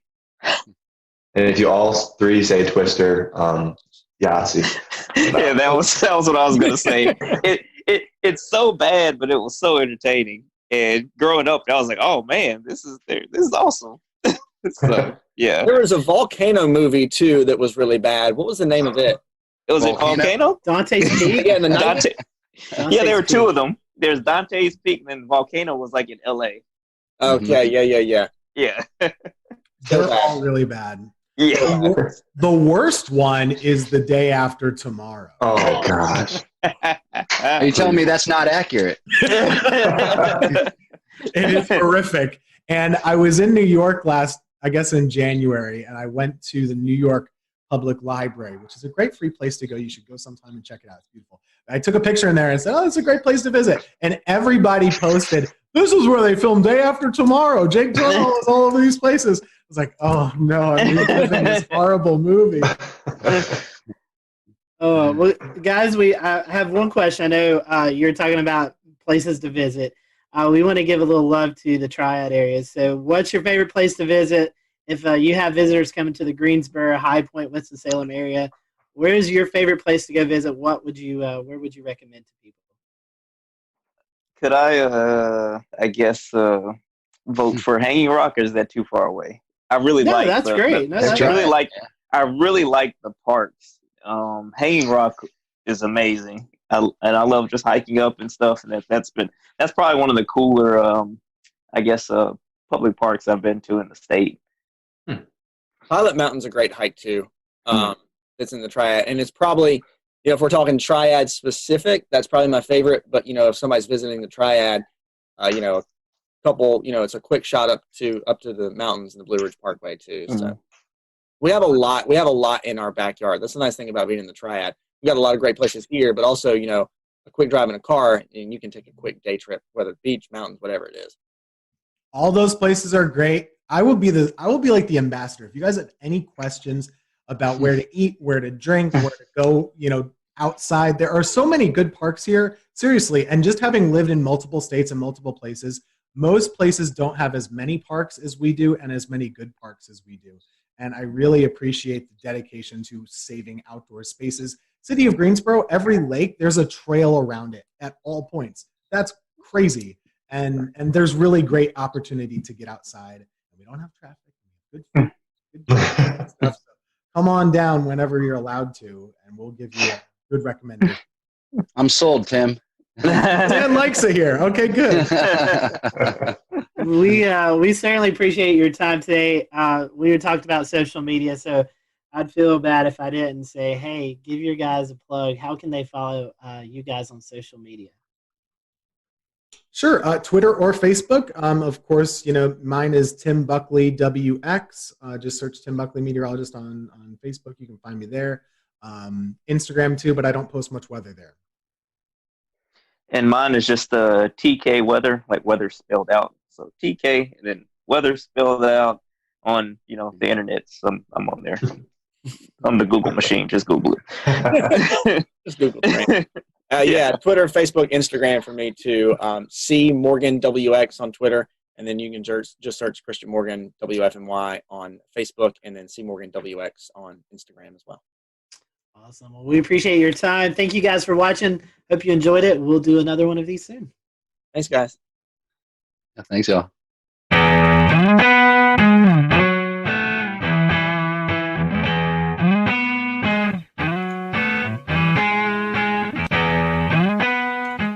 And good evening from Charlotte. We are live with you on this Wednesday night. What a very busy day in the science and weather community here on May the 27th, 2020. We have a great show for you. It wasn't exactly the celebration that we were hoping for, as you probably know by now. Spacex Demo 2's launch from the Kennedy Space Center in Florida scrubbed today due to weather, so we were going to talk a lot about the weather. We also had a surprise appearance by a tropical storm named Bertha, who suddenly came together off the coast of South Carolina, came ashore, and then brought flooding rains here to Charlotte. So we'll have Chief Meteorologist from WCNC, Brad Panovich, on to talk about that, and also geek out with us about space. And we're also joined by Tony Rice, our go-to friend of the show and space expert, and we're so happy that you all are here. Let's get right on into it. If you're joining us live tonight on Facebook, on Twitch, on YouTube, or Periscope, you can comment along with our show. If you're listening to the audio podcast or you're happy to catch this replay on the new Looping Carolina WeatherNet, hello to you as well, too. Tony, let's just start with the elephant in the room. Not the day we were necessarily hoping for. But not the day that came unexpectedly either. If you ever had the opportunity to go down and see a launch, if you haven't, do. Once all this current situation is over with and we're back to whatever normal looks like, you get the opportunity to go down to Florida and see a launch, do it. It's just an incredible situation. We were talking about that a little bit before we started here, and it doesn't capture what it's like if you're watching it on TV or on YouTube or whatever, what the experience is like down there. So that out of the way. If you have ever been down there, you know that Florida weather is Florida weather, and we kind of expect these things to happen. I think there's one or two other places on the planet where there is more lightning activity. So we scrubbed today because of weather, but we scrubbed today mostly because of the potential of lightning. And that's something that we learned back during Apollo 12, even when the Saturn V was hit by lightning on its fin and basically rebooted the rocket just several hundred feet above the pad. We learned more about that through subsequent launches. So there's some very specific weather launch criteria. We can get into that, but basically what happened today is we violated one, maybe more, and definitely know of one of those launch weather criteria that has to be met before we're going to go fly. I just pulled a Scotty and forgot to unmute myself. We're certainly going to get into some of that weather criteria, and we're going to break it all down because we got some really interesting information. I don't want to get too far into the program for anyone who doesn't know. Tony, let me have you explain it. What is the significance of this mission? So this is the first time in basically 9 years that we attempted to launch astronauts from U.S. soil. So at the end of basically construction of the International Space Station, we retired the space shuttle.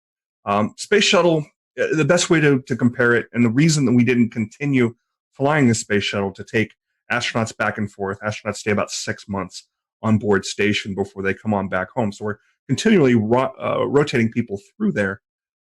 The best way to compare it is you wouldn't take a tractor trailer to go get groceries. And that's about the volume of space that was in the back of the shuttle's payload bay. If you're just taking supplies, well, we can send an uncrewed mission up there. SpaceX has been doing that for a while. We've got some other ways of getting cargo up there.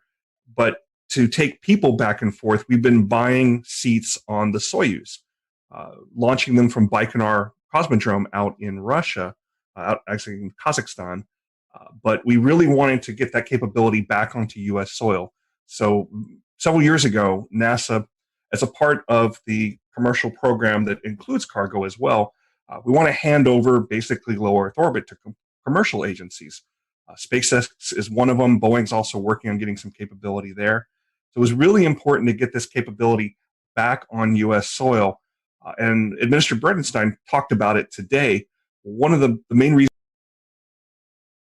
we want to do that is we have one American up there right now. We want to have more. The more Americans we have up there, the more they can focus on specifically U.S. science. So the Dragon capsule that we attempted to launch today, we're going to give it another shot on Saturday, weather willing, has the capability of taking 4 up at once. That's even a better option than using the Soyuz, because the Soyuz can only take up 3, and those are at most going to be 2 Americans, and it's generally only 1. The Soyuz as well, and I don't know if others feel this way, but when I watch it, I feel like it's something straight out of James Bond, Soviet Union era technology, and that is like the complete opposite of what SpaceX has developed here, because they not only did hopefully a very efficient rocket based on what we've seen with the uncrewed missions, but also, and Brad, you were touching on this before the show, there's a little bit of style that they incorporated into not only the spacecraft, but also the suits we're seeing here. Yeah, they're very interesting. I love the helmets. The rest of it, I don't know. It almost looks like some kind of weird like leisure suit, and then they've got like shrimping boots on or something. Those were actually designed by a Hollywood costume designer. Elon Musk went out and specifically got one of the costume designers that was working on Marvel films and said, you go sketch us up something, you tell us what these are supposed to look like. Then they handed it over to the geeks who actually made it work and made it functional so it can protect the astronauts when it needs to protect them. But yeah, the helmets are cool. Those cool helmets, I love. They do look pretty cool, don't they? I will say one thing about the Soyuz, though. If you've ever seen pictures of the outside of the space station, you can pick those Russian elements out really, really easy. They're bulbous. And the reason they're bulbous is because a sphere is a very strong thing and can hold pressure really well. But the thing about Soyuz and the thing about those older rockets and those older capsules is the thing that you really want to have underneath of you and around you when you're in space is something that is well tested. And those rockets have been around a long, long time and are very well worn and have had the bugs worked out of them.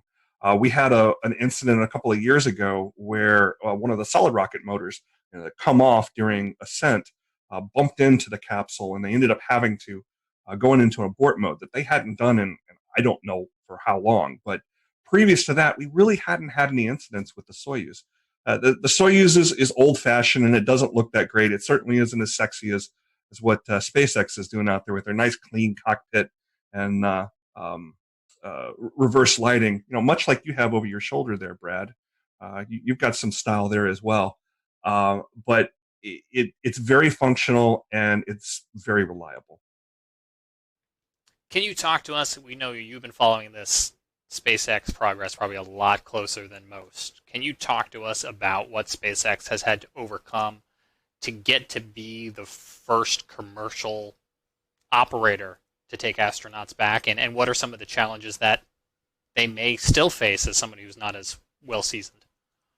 Yeah, well, they're still going to have to face some challenges there, simply because you got to have the first flight sometime. And it's kind of a first flight, and it kind of isn't. It's on a well-proven rocket. The Falcon 9 has a pretty good safety record. We've only lost a couple of them. But what they really have going for them is iterations. They've flown these things over and over and over, so they had an opportunity to perfect it. Does that mean that it's perfect? Certainly not. But it is sufficient to the point where not only SpaceX is comfortable with it, but if you listen to the NASA administrator and the folks that are involved in these kind of decisions, particularly during flight readiness reviews that have been going on for the last couple of weeks, they're confident. They have enough confidence to put those two astronauts on top of them. So what they have ahead of them is they'll learn something on this flight. Hopefully it'll go off without a hitch on Saturday. Hopefully the weather will cooperate. But they're going to learn some things. There's going to be something that didn't go quite right. There'll be something that can be improved upon. When you listen to the call during the launch, one of the last people you hear from is a flight test director. And that may seem a little odd that, we got two people on top of this rocket and we're about to send it off into orbit and we're still testing. But this is absolutely a test. The name of this mission is Demo 2. It's a follow-on Demo 1. Demo 1 was pretty much what you're going to see on Saturday, but without the astronauts. Every one of these things is a test, and it's a way to gather more data and to improve on things.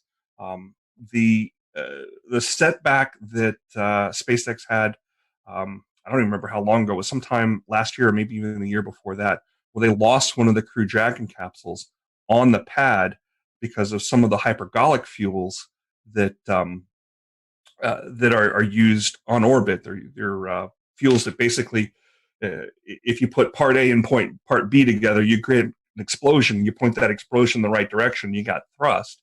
There was, I believe it was a leak that they basically lost that capsule. That capsule was all but pulverized.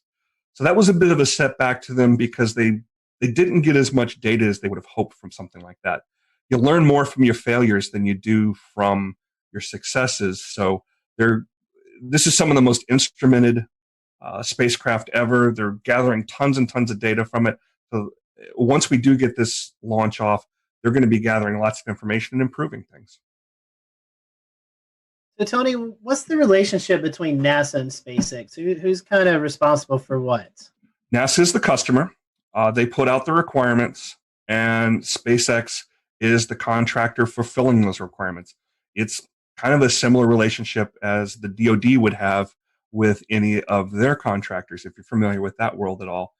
That being said, though, there's a fair amount of oversight that NASA still has in this, particularly because of the human spaceflight aspect here. There are people on board this thing. There are former astronauts that are involved in all of those reviews.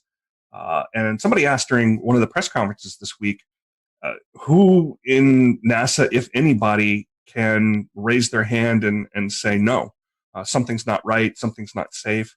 And the answer that was given by the administrator was anybody involved in the review panels. And SpaceX reiterated that they have a culture that they're trying to promote there, where anybody that's involved in building something can and should raise concerns as well. How much that actually happens, that remains to be seen. Don't know of any specific reports of it. We'll return to Best of the Carolina Weather Group in a moment. Now your Carolina weather forecast. Here are today's forecast high temperatures for North Carolina.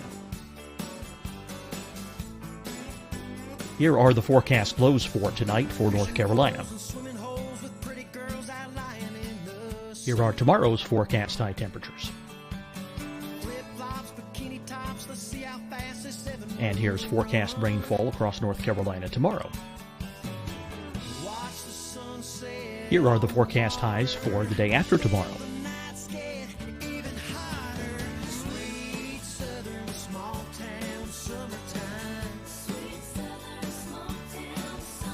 And here's the forecast rainfall across North Carolina for the day after tomorrow. This is the total rainfall forecast across North Carolina for the next 3 days. Here's the severe thunderstorm outlook for today from the Storm Prediction Center.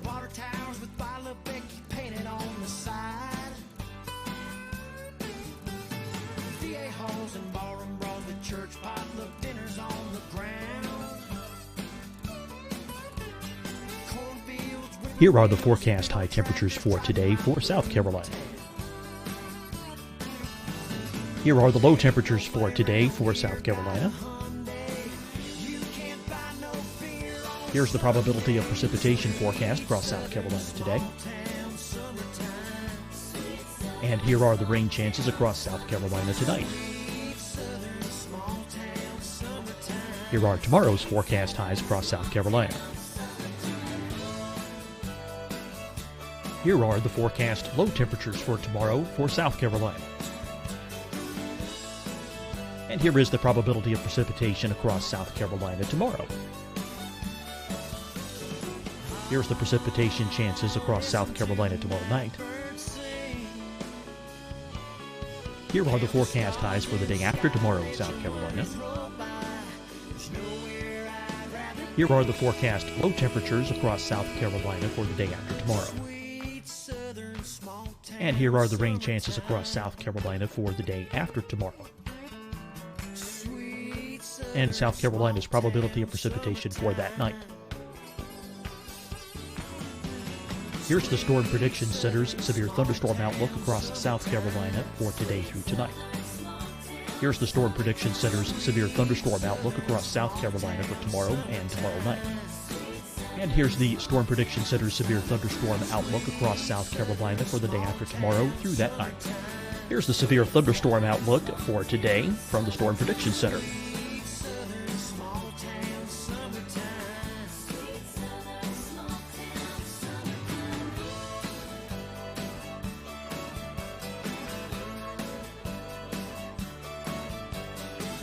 And now here's a live look at weather radar across the southeast. Fight the spread and take a stand against coronavirus. Wear a mask in public. Stay at least 6 feet apart from others. And get tested. Join us and fight the spread. Visit scdhec.gov/COVID-19. Getting tested for COVID-19 helps you to take the steps needed to protect yourself, your loved ones, and your community. Find the testing location at scdhec.gov/COVID-19 testing. Deciding when to wear a mask isn't about who you know or how well you know them. Just ask yourself, will I be with anyone I don't live with? If the answer is yes, get behind the mask. Help slow the spread of COVID-19. Get behind the mask. Learn more at covid19.ncdhhs.gov. Hi, everyone. I'm Dr. Mandy Cohen, Secretary of the North Carolina Department of Health and Human Services. And when you follow the 3 W's, you protect your family and your neighbors from COVID-19. When you leave your home, practice your W's. Wear a cloth face covering, wait 6 feet apart, wash your hands often. Wear, wait, wash. We're in this together. Stay strong, North Carolina. You'll see your Carolina weather forecast at 25 and 55 past. And now back to the best of the Carolina Weather Group on the all-new Carolina Weather Net.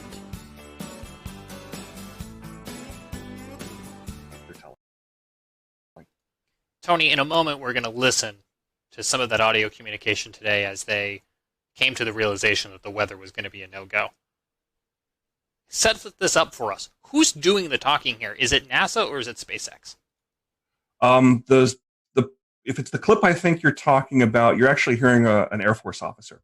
So there is a wing of a part of the 45th Space Wing down at the Cape Canaveral Air Force Station that is responsible for forecasting weather all along the Cape Canaveral Air Force Station, where there's additional launch pads. SpaceX is using one of the launch pads there in addition to the one that was in use today, the historic 39A launch pad. That's actually on the Kennedy Space Center side of things.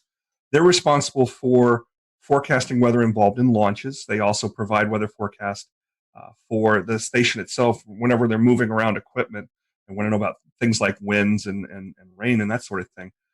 The person you were hearing there was called the launch weather officer, and they are on equal footing with anybody else that is giving the go, no go call during that final pull before they decide to actually light it or scrub and wait until the next opportunity. But they are someone who is speaking for a larger team of experts, and many of those experts are very focused on looking at things like lightning, and that's kind of how things shook out today. There was a lightning concern that we can get into. Yeah, let's listen to the audio here, and then we'll talk about that exact lightning concern. Unless you can give us another 10 minutes, I don't think we're going to get there with any of the rules today. I'm going to give you 10 minutes. I mean, another 10 minutes past T0. Oh, 16:45 local. I think we'll probably be clear on all the rules, but not quite going to make it for this. Okay. We're going to check back in with you in about 2 minutes, and then I'll call it up at about T-minus 17 minutes. Okay. Yeah, there's some of them are starting to count down, but we still have one above 2,000. So if that gets below. So Tony was talking there a little bit as we came back about some of the liquid oxygen. You can explain that to us as well too. But Tony, what we were hearing there was about 20 minutes left in countdown, and they were so close, we think, to getting the weather rules all in agreement, and it just didn't come together. Yeah, it just didn't line up quite right. They were keeping an eye on some cells out towards Orlando, and very excitedly noticing that the cells were starting to break up. I was watching them, live there as well. There's a rule that says several of the rules mention 10 nautical miles, which, if you've ever been down in that area, runs out not quite to Titusville and I-95. So you watch any of that weather between the Space Coast and Orlando to see if those cells are going to continue moving forward, going to continue building intensity, or are going to break up. And the positives were that it looked like they were breaking up, and they certainly were, but that's not the only consideration that they're making there. What they were mentioning was field mill generators, and they dot all around not just Air Force property and NASA property. As you're driving out along the beeline heading back towards Orlando, you might notice some very tall towers out in what look like swamps or farmers' field or something like that. These are more weather towers that exist further out towards Orlando, because as you can see, all the weather moves from the from the west to the east. So they're monitoring that as that goes along. These field mills, they're about the size of a large coffee can, and they have a spinning disc inside of them. And what they're doing is measuring the electric potential of the atmosphere, and they're measured in volts per meter. So there's everything has some level, some acceptable level, and it's about 1,000 to 1,500 volts per meter. There's that and you can see all those circles with the plus sign through them. Those are all field mills. I don't know which ones particularly were violating, but there was enough of them violating where they were running up over 2,000 volts per meter. I heard on the weather loop that wasn't sufficient to clear in time. They did see that voltage potential going down, and they did say about, like they said, about 10 minutes after launch, conditions were right where they could have launched. So it's worth pointing out here too that this was an instantaneous launch. If that was a shuttle sitting on the pad and it had sufficient fuel, we might have been able to launch today, because the shuttle had a wide enough window. It carried extra fuel. It had some additional steering capability that was not designed into the Falcon 9. The Falcon 9 was designed more for efficiency. We know that we can come back the next day and try to launch again. But the shuttle was designed in such a way that we could launch as far as up to 10 minutes after the planned launch time and still steer back into that plane. But the Falcon 9, you launch the second that you planned on launching, or you don't launch. It's not a matter of throttling up and catching back up to where you planned on being. Once you're in the wrong orbital plane, you'll never catch up with station. So that's why it was set up that way. So we've read through your tweet from earlier today, and it was kind of interesting seeing the different types of criteria needed to launch or to stop a launch. Mm-hmm. Do you want to kind of speak to more of some of these different conditions that can get in the way of a launch occurring, or what it takes to actually? I don't mind bring that graphic up, and you guys are the weather weenies here, so feel free to jump in on anything you see here that catches your eye. There's basically we'll call it three things that they're looking at. Precipitation is one of them. We don't want to launch through precipitation. That's just a no-go. The other thing is clouds, and the clouds kind of go two ways. There's a thick cloud rule that's in place. We have launched other missions through clouds, uncrewed missions, and you see a really brightening of the cloud as the plume goes through it. But for a crewed mission where we want to keep eyes on the vehicle, particularly during a test like this, where the high definition video, they're basically shooting through telescopes that are on these. They look like old World War II guns that can elevate and follow the track of the vehicle as it goes up. We want to keep eyes on that. So that thick cloud rule is another one. But the rest of the cloud rules, when you really look at them in depth, they are all about lightning. Anvil clouds. Once a cumulus cloud has matured and a storm has matured to the point where you start seeing those overshooting tops as it's touching the bottom of the stratosphere, that's the kind of thing that it really worries a launch weather officer because it's got the potential to generate a lot of lightning. Lightning's very bad for rockets. I mentioned that earlier, how Apollo 12 was struck by lightning. Smoke in the area can trigger lightning. The rockets themselves can trigger lightning. That plume that is coming off the rocket can act as a bit of a grounding rod, and the lightning is drawn to the vehicle itself because it's trying to find that path to the ground, and the plume itself can create a path to the ground. So any potential for lightning in the area we want to avoid. A good percentage of those launch weather criteria that you see there is about avoiding lightning. Yeah, Tony, I was going to say the lightning is concerned, but I can see two or three other ones, especially the convective debris one and the within 10 nautical miles of an anvil. Those were all met as well. So it wasn't, and I think it wasn't just one storm. They had storms exiting and also storms coming in. They were kind of surrounded. It was just a bad situation. As soon as I was looking at the radar and saw the lightning, I was like, this did not look good. Yeah, the times when I'm down there, I definitely have radar on my phone out watching it, and you can watch the storms boil up. Little tiny cells boil up halfway between Orlando and the Space Coast. And it's that convective action as the sea breezes come on that really can create some of that. Didn't see a whole ton of that this afternoon, really did this morning. Saw those boil up, move across, dissipate. We're mostly seeing, more organized storms move across, or cells, I should say, move across Central Florida. Hey, Tony, I have a question. What was the precise flight path? Was it to the northeast, southeast? What direction was it going to go? All these flights are going to go to the northeast, and Okay. they're following the same inclination that the International Space Station has. So when you're looking at an orbit, everything's relative to the equator, and you measure that angle between the equator and wherever your flight path is, and it's I have the exact number. It's 50 some degrees. So it kind of runs up the East Coast, almost parallel to it.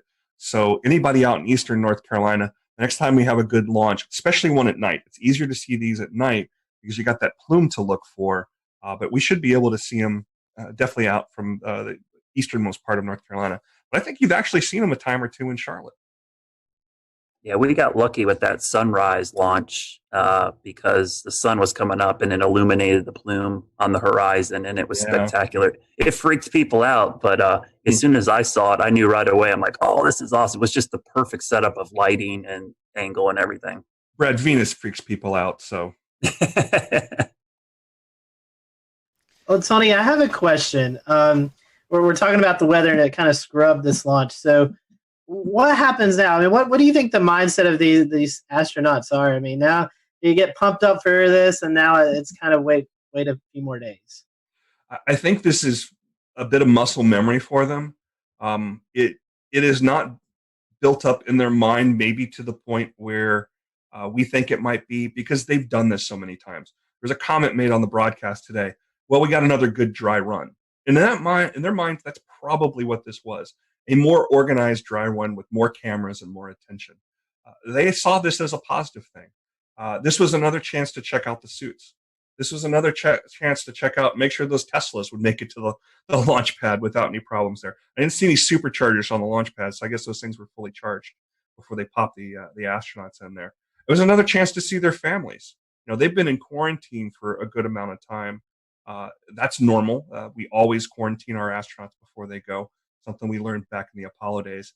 So they've done this so many times in simulations and dry runs and things like that, that this is kind of business as usual. This is their office.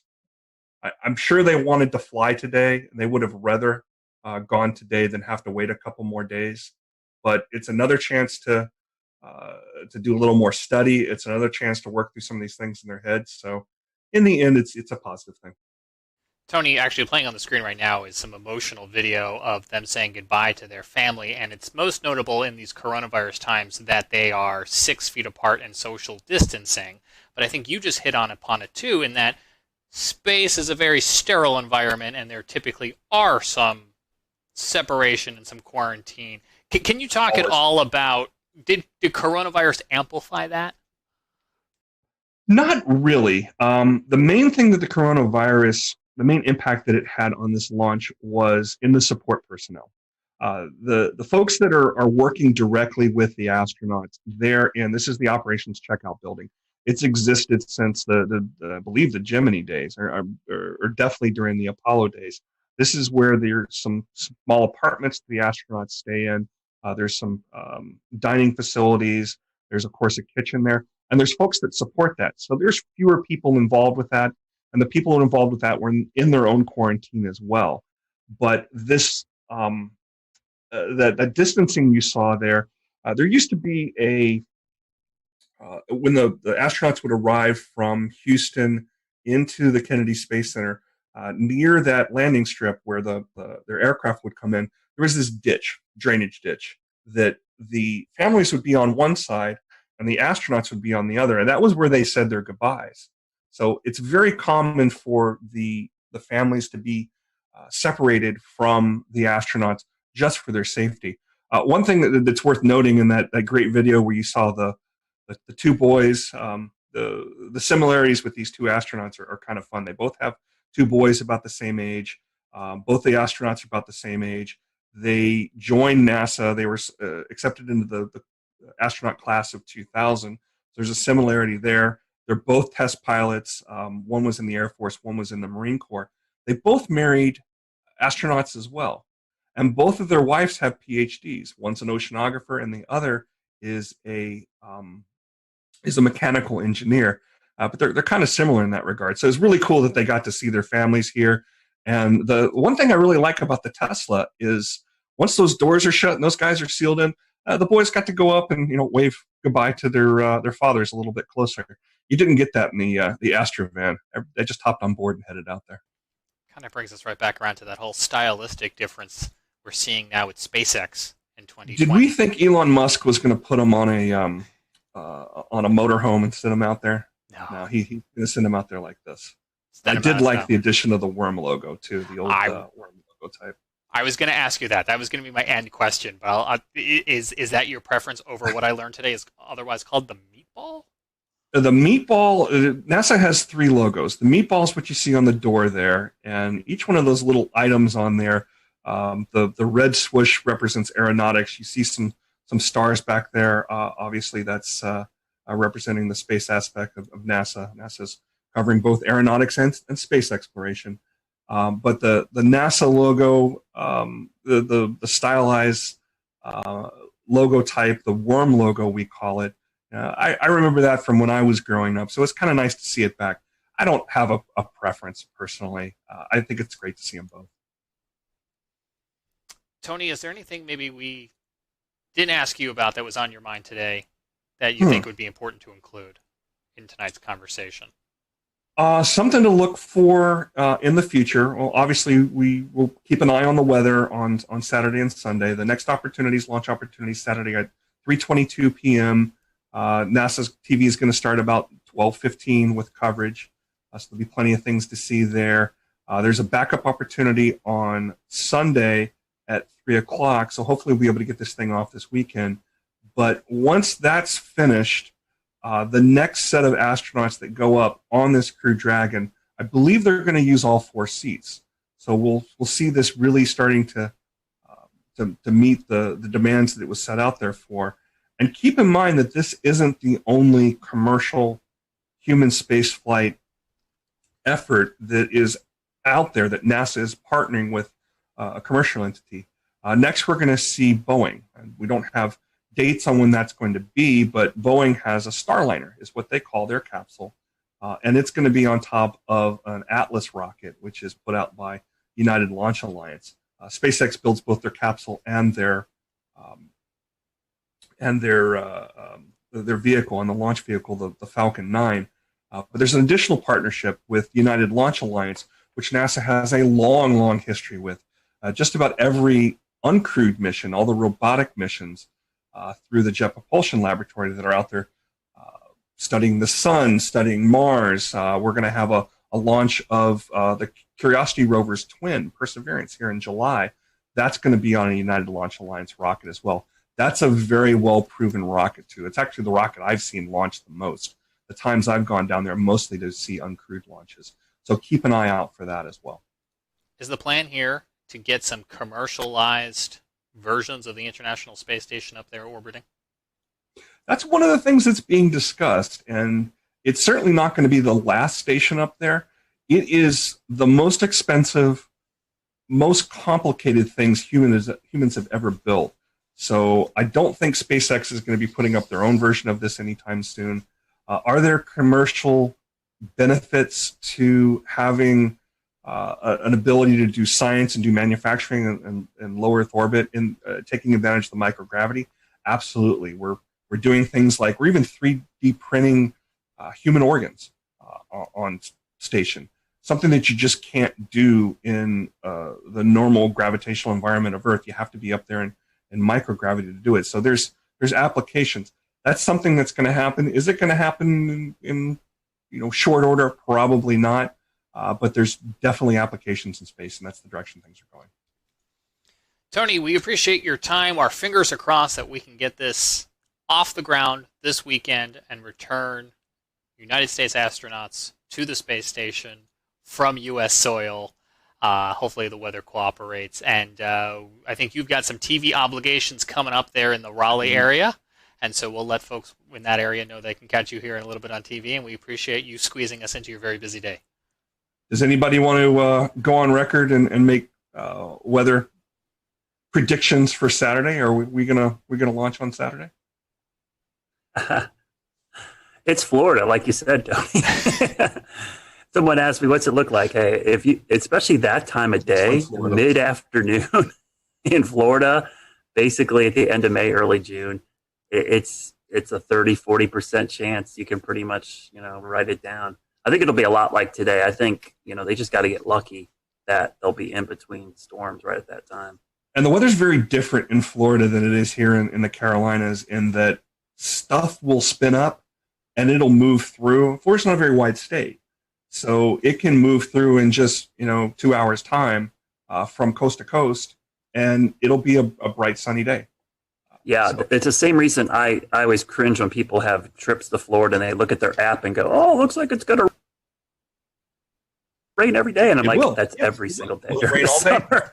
And like you said, Tony, it'll pop up. Yeah, it'll pop up and be gone. You just got a 30-minute shower. Our challenge again with these instantaneous launches is the weather's got to be right at that time.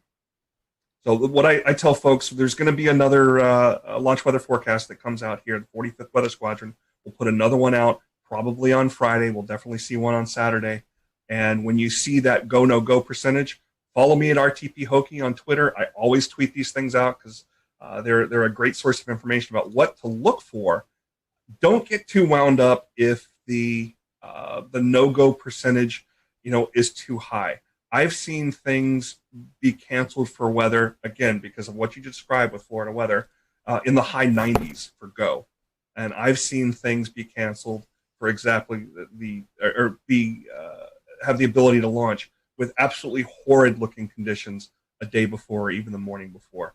There is truly a 50-50 chance that we will launch on any given day, and it's either we go or we don't, and it's based on what the conditions are right then and there.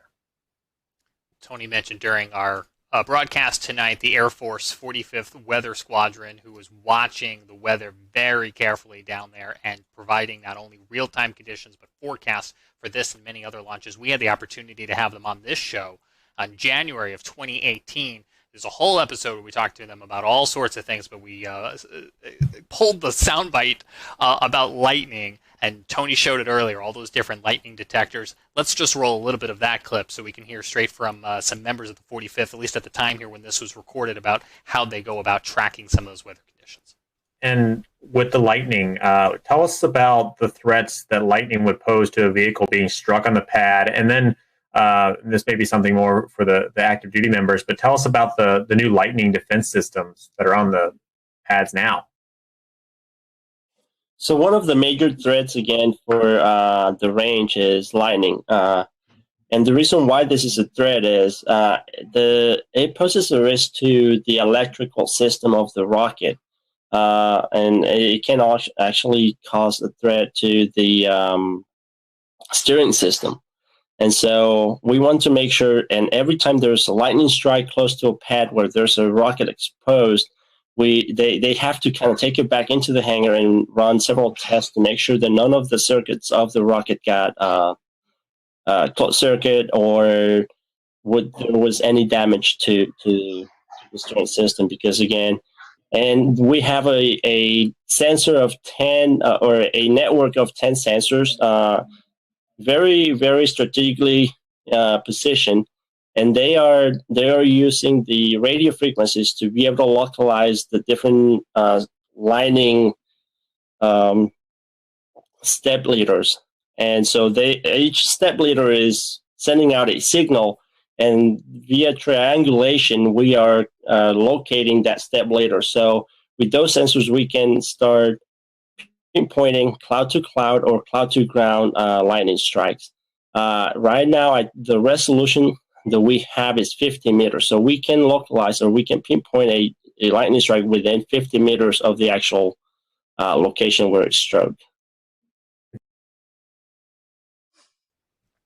Some very interesting stuff. You can find that show in the Carolina Weather Group archive. We also have it looping this week if you're checking out our new nonstop Carolina Weather Net channel on YouTube and on Twitch. We want to switch gears now and talk a little bit about the surprise that was Tropical Storm Bertha today. We'll bring in Brad in a minute to talk about some of the lingering flooding concerns. It looks like we still have one of the two flash flood warnings right now at this 9 o'clock hour here in Charlotte, but I know Jared Smith in Charleston is on a tight time crunch as well, too. And Jared, you guys woke up in the, bullseye of this thing this morning. Yeah. It started as we knew that something was going to happen.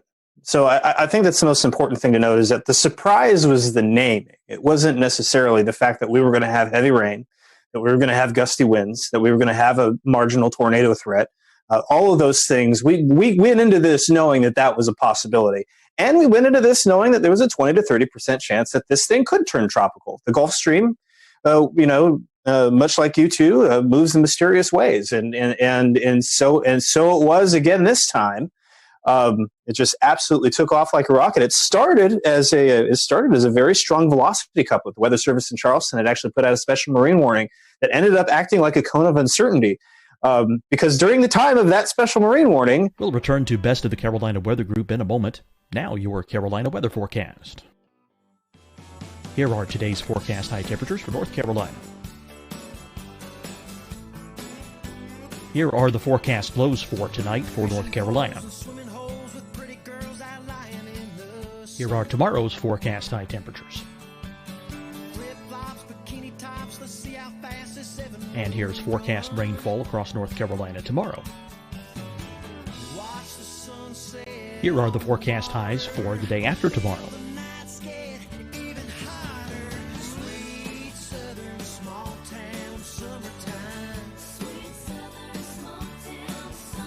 And here's the forecast rainfall across North Carolina for the day after tomorrow. This is the total rainfall forecast across North Carolina for the next 3 days. Here's the severe thunderstorm outlook for today from the Storm Prediction Center.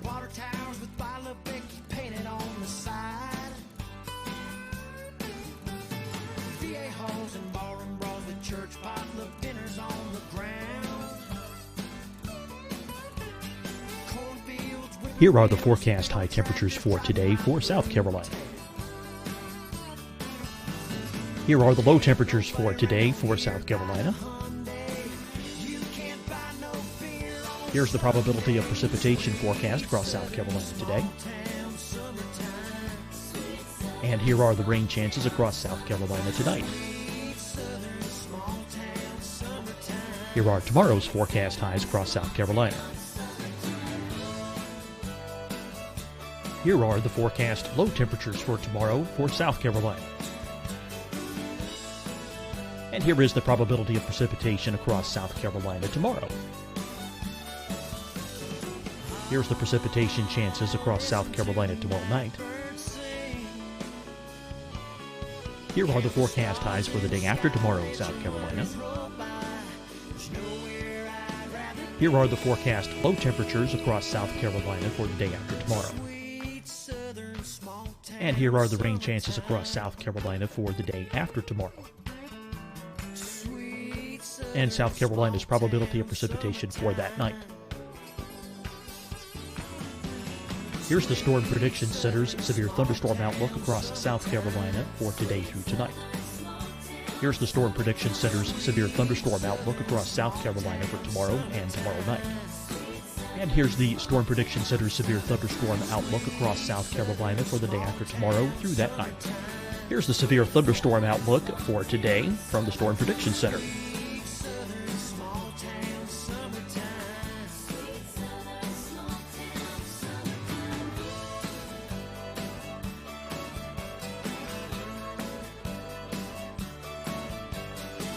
And now here's a live look at weather radar across the southeast.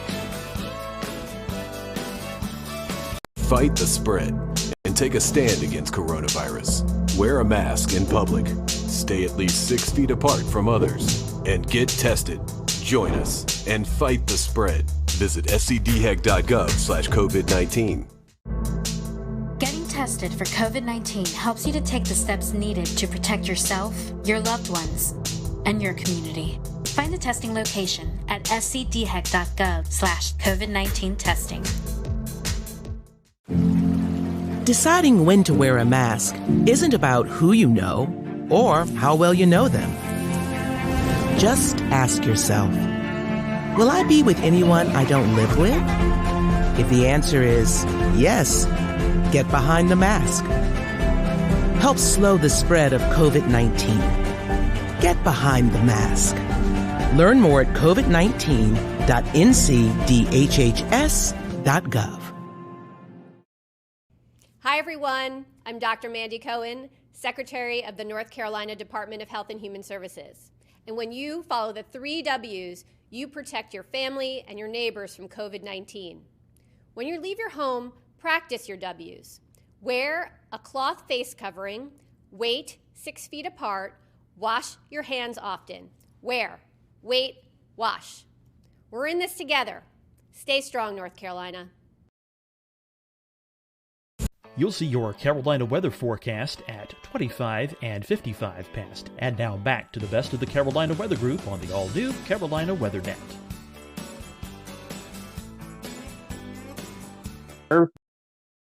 Bumped the probability up to 70%, and then by 8:30 they had classified it as Tropical Storm Bertha, just 30 miles offshore.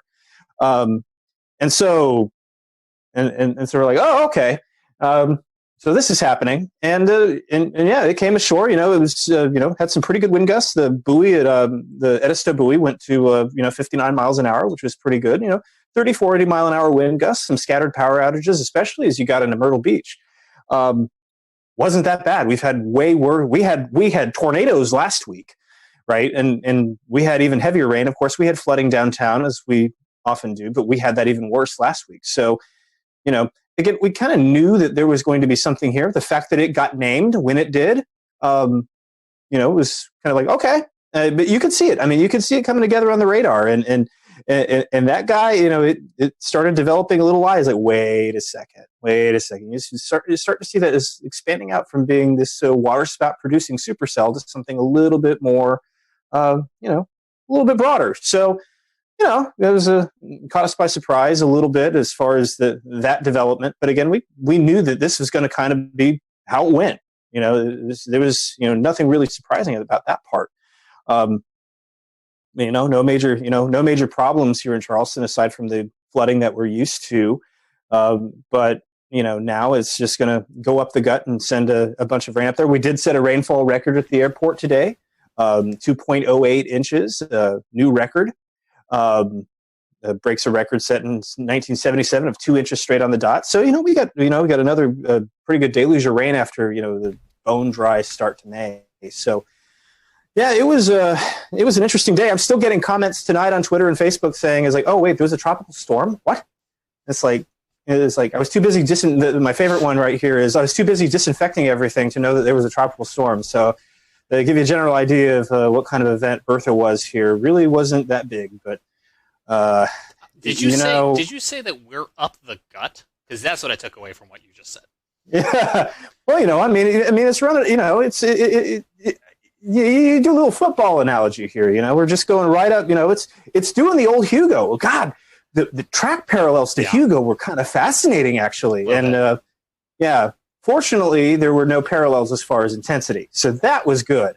So that got some locals, buzzing a little bit as far as like, ooh, that looks familiar. We've seen that before.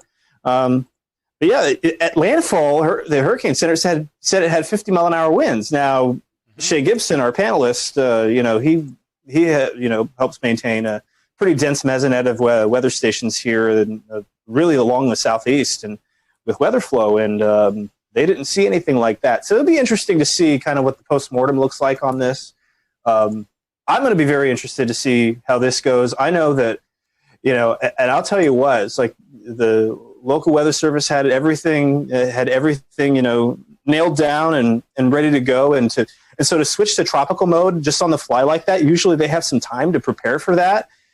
Today, they had to just flip-flop into tropical operations, and kudos to the Weather Service in Charleston for making that just so seamless. They did such a wonderful job keeping everything flowing, keeping everybody informed. So not an easy day for anybody in weather, to put it mildly. Well, Brad, your colleague to the south, Chief Meteorologist Efron Afante at WLTX, had a graphic. I was just looking to see if he tweeted it. I saw it on the air earlier that kind of just did a timeline, and I'm going to paraphrase because I don't have it in front of me, but it was essentially 5:30 advisory, 20% chance, 7:30 advisory, 70% chance, and then somewhere at like 9:30 it was like landfall. Jared mentioned the tornadoes. I think when that 70% came out, it was probably already a tropical system. Probably. They needed to get a little bit closer for all those sensors, I guess. Yeah. It brings up a good point. I think Jared was exactly spot on. It's funny how this just getting a name makes a big deal of it, but literally the forecast and impact, nothing changed. It's like I joked all day. It's like, hey, our rain now has a name. It's like pretty much, we were forecasting the flood threat. The timing was exact. I was calling it a tropical low for the last 3 days. I really wasn't referring to it as a tropical wave because it looked like it was going to have some spin to it. All those short range guidance had some rotation. But it is interesting that it gets a name, and it's, the B storm. It's weird. It's the third time in the last 10 years we've had the B storm before June 1st. So that is rare, but it's happened a lot more frequently in the last 10 years. And I looked it up today, and I'm pretty sure, I think it tied for the third or fourth earliest B storm on record, at least formation-wise. But it's probably going to set a record for the shortest duration tropical system because I think it was last year we had the A storm. Was it Andrea? Only like 3/4 of a day did it maintain tropical characteristics. So this will be interesting to see what kind of longevity stats it's going to come up with. But the thing to remember about these is, I think as a communicator with the public, is the name really isn't important. It's the impacts. And I think if people focus on the impacts more, the name is not that big of a deal. For instance, everybody was freaking out about this today, but it honestly did less damage and issues to us than a cutoff no-name low last week, which plagued us with flooding for 4 days, tornadoes, straight line winds. So it's a really good wake-up call about how we communicate weather impacts. I know for insurance purposes, especially on the coast, that the naming is a big deal for deductibles and stuff. But in the grand scheme of things, the overall impacts did not change at all just because we gave it a name today. Can you talk about how last week's weather, and I don't mean to make any assumptions in the question, set us up for the flooding risk today, how it all kind of came together? Oh, I've been fascinated by watching the flooding. We had a lot of flooding in Charlotte, a lot of creeks, and I saw a couple creeks come up with only 1.25 inches of rain. That's almost, I never seen that happen. The problem was everything's saturated. That 1.25 inches of rain went right into the creek. Nothing soaked in. So we had several creeks flood almost instantaneously because of the 4 to 6 inches of rain we had last week. There's just, it's like a wet sponge, trying to clean up a wet table with a wet sponge. You just spreading the water around. You're not really soaking anything up. And so today we actually set a rainfall record as well. I'm glad Jared brought that up because I had to check. In Charlotte, we did set a rainfall record for today as well. 1.55 broke, or 1.64 broke the old record of 1.55 in 1981. So I think that's the 9th or 10th 1 inch or more rainfall in a day this year. I think that's a record for this early in the year as well. So yeah, last week's rain really set the table for the flooding issues today. And we're going to see a lot of the creeks and streams continue to rise in the next 24 hours because this is all running off back into the Catawba, the Rocky River. It's flowing into the PD. I bet you're going to see some pretty substantial and surprising crest on some of these rivers because people don't expect the little bit of rain we got today to cause a quick jump in water levels. And just watch any of the storms that pop up the next 2 days. They'll be more scattered, but any one of those is probably going to produce flash flooding pretty quickly. I've been doing a lot of talking in this episode. I want to just pause for a moment and see if anyone else wants to hop in so I don't steal all the questions.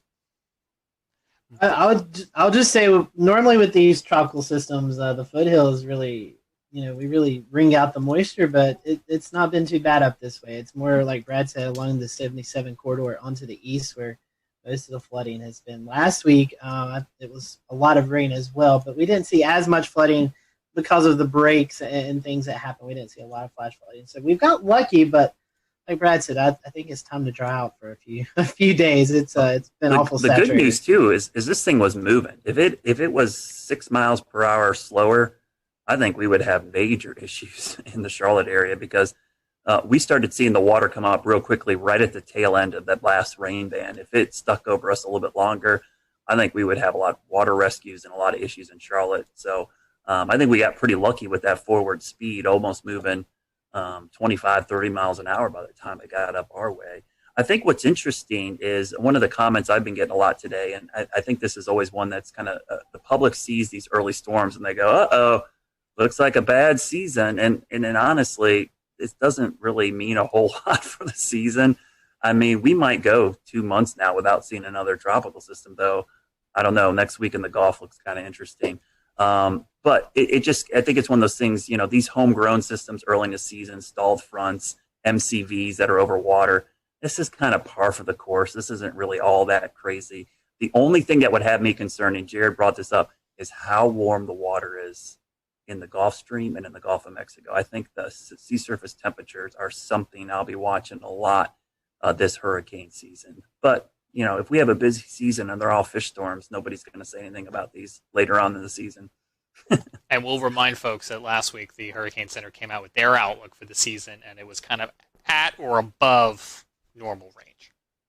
Yeah, it looked a lot like last season. If honestly, when you look at the numbers, it's almost like a regurgitation of last season's exact numbers we got. So, yeah, those above the seasonal forecasts get a lot of publicity, and there is some skill in them. Some of the forecasters do an amazing job, but the thing I always caution the public is the number of storms does not mean anything to you. One storm hitting you is a bad season. So I always bring up 1992, Hurricane Andrew, first storm of the season, one of the worst storms in U.S. history, the A storm. I think we ended up with 7 total named storms the entire season. But everyone will remember that season for Andrew. They won't. No one's going to go, 1992 was a great hurricane season. We only had 7 storms, you know.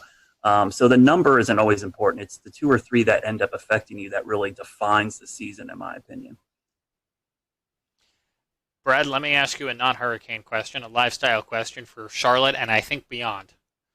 It's been raining so much lately, I haven't been able to get out and cut my lawn, tend to the garden. Oh, when am I going to be able to do that? I think this weekend, this cold front, you know, I think this, if we didn't have all this rain and all this other stuff going on, we'd be talking a lot about this cold front in early June. I mean, it's going to, Monday and Tuesday, we're going to be in the low to mid 70s in Charlotte, morning lows in the 50s. That's the first 2 days of June. And dew points in the 40s, that's like heaven. So it is interesting to see that after this rainy pattern, we're going to get this great treat of weather to kick off the meteorological summer. So people will get the chance to mow their lawn and let their yard dry out.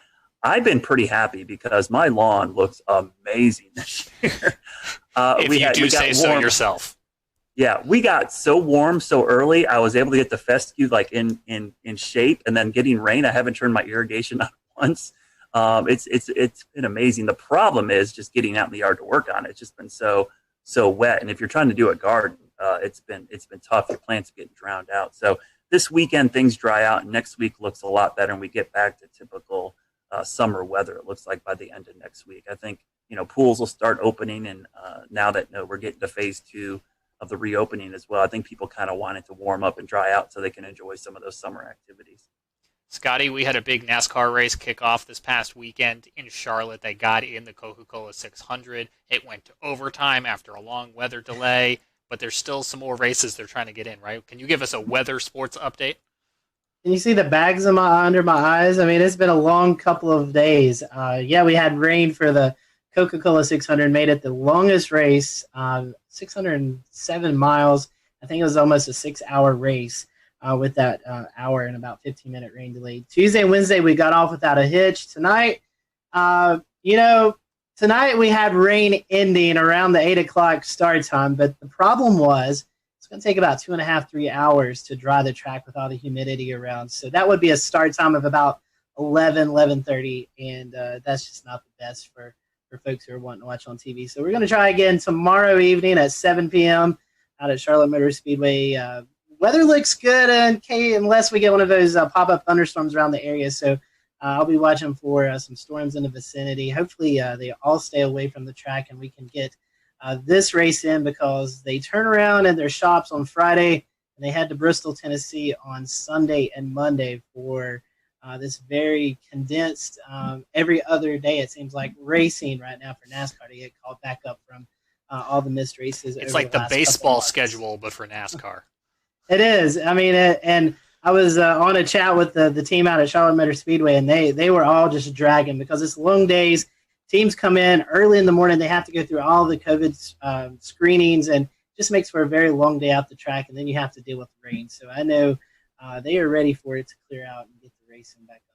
So yeah, we'll try again tomorrow night. Scotty, I think I was cracking up. We do a lot with NASCAR, and it's just so funny. We're going to cram all these races in the Carolinas in a 2-week period, and the 2 weeks we have it's like the wettest 2 weeks of the entire spring. It's funny. One of the folks we work with at the track, Brad, they said maybe this is God telling us we shouldn't have started this early. I mean, it all made sense to have all these races regionally, but it's like, what a horrible time. It's like we've been just getting soaked and washed out. I did want to tell you one thing about Bertha, guys. I was just looking something up real quickly because I was thinking about it. The accumulated cyclone energy for Bertha. Look at this chart. The name Storm Day for Bertha was only half a day. I believe that is going to be a record for the shortest duration name. And 0.4 accumulated cyclone energy. So if you look at the chart here, it shows observed versus climatology. Even though we've had 2 early season storms, it's barely above climatology. So I've always liked looking at this metric because if you're not familiar with this metric, it basically shows intensity of storm and duration of storm. It comes up with a calculation called accumulated cyclone, or ACE. And I think it's a really good metric for trying to see how active a hurricane season is. So even though we've had 2 storms, you can see it's kind of accumulated cyclone energy of almost nothing. I was just looking because I had lost track of it, and I was like, is it still a depression? It is still a depression right now, because I was like, I wonder how long it's going to actually hold on to this Bertha name. But I guess one of the naming regimes for the Hurricane Center, once a storm is downgraded to a depression, it keeps the name even as a depression until it becomes a remnant low. So it will be Tropical Depression Bertha, and probably till at 2 a.m. I bet the 2 a.m. advisory tonight it'll get dumped, if not earlier, maybe 11. It's still in there. Let's see. Yeah, 2 a.m. Thursday, it's still a tropical cyclone as a depression. And then 2 p.m. Thursday, if we're just looking at the cone mile markers, it's post-tropical depression Bertha somewhere over Pennsylvania, just to keep us on our toes. So we'll see. Brad, thank you for your time. I know your day's been very busy. Your week's been very busy. One last plug for Weather School. You got a couple more days of that left, right? Yeah, 2 more days of Weather School. We will have, I believe if my numbers are correct, without our glitches, I think exactly 60 episodes of Weather School DVD since box the set beginning out. of March.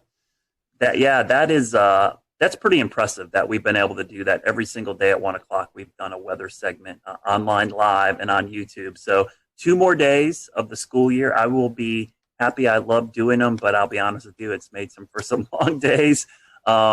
Especially when you have to get up and start at 11 o'clock producing this thing and get your day rolling, and then try to teach 2 kids in your house their homeschooling as well. So it's been an interesting. I love it, but I love the fact that it's all online, James. That's the great thing about it, is that archive is there now, and people can go back and use these. They're evergreen. They're going to be able to go back, and that playlist is on the WCNC's YouTube channel, and you can go watch them and use them for lessons in the fall, next spring, whenever. They're always going to be there. So that's the cool thing about it. Absolutely. Do want to acknowledge you guys have been working real hard on those. You've been doing some long days because you've still got television due until 11:35 at night. But WCNC.com/weather school will take you over to that playlist, and they'll live there forever. And so a lot of hard work, and now you've got this great archive that folks can utilize at any point. We'll let folks know that, as always, you can check out the Carolina Weather Group podcast, the audio version of the podcast on Spotify or on Apple Podcasts. If you're on Apple Podcasts, we'd love for you to leave us a rating and a review. It certainly does help. You can always watch the show live when we do these roundtable discussions by joining into the conversation on YouTube, Facebook, Periscope, Twitch. And as I mentioned earlier, we're experimenting with a new nonstop channel called the Carolina Weather Net on YouTube. So you may see episodes just like this one repeating at a future time in a wheel. We will be back on all of our streaming platforms this weekend for the launch of Spacex Demo 2. And we leave you tonight with some sound from astronaut Christina Cook. She spent almost a year aboard that International Space Station starting in 2019, and she is a graduate of NC State, and she had this to say about the mission, and she spoke earlier today with NASA TV. Thank you, Marina. I now have the distinct pleasure of being joined by one of NASA's record-setting astronauts and a recent resident aboard the International Space Station, Christina Cook. Christina, thanks for joining us. Great to be with you, Dan. Christina, we're coming up on 20 years of continuous human presence on the space station, and you were one of those humans. What's it like to see a new milestone like this launch unfold after so much history already? So much history indeed. It is really just such a testament to NASA. Not only are we pushing the boundaries of knowledge and discovery and exploration, but we're pushing the boundaries on how we accomplish that mission. We're bringing in commercial partners. We're fostering a space economy. So we're making sure that we're always pushing forward, always taking that next step. I think it's such a privilege to be part of an organization that recognizes if we're not actually making steps and innovating every single time we do this, then we're not truly answering humanity's call to explore and to push those boundaries.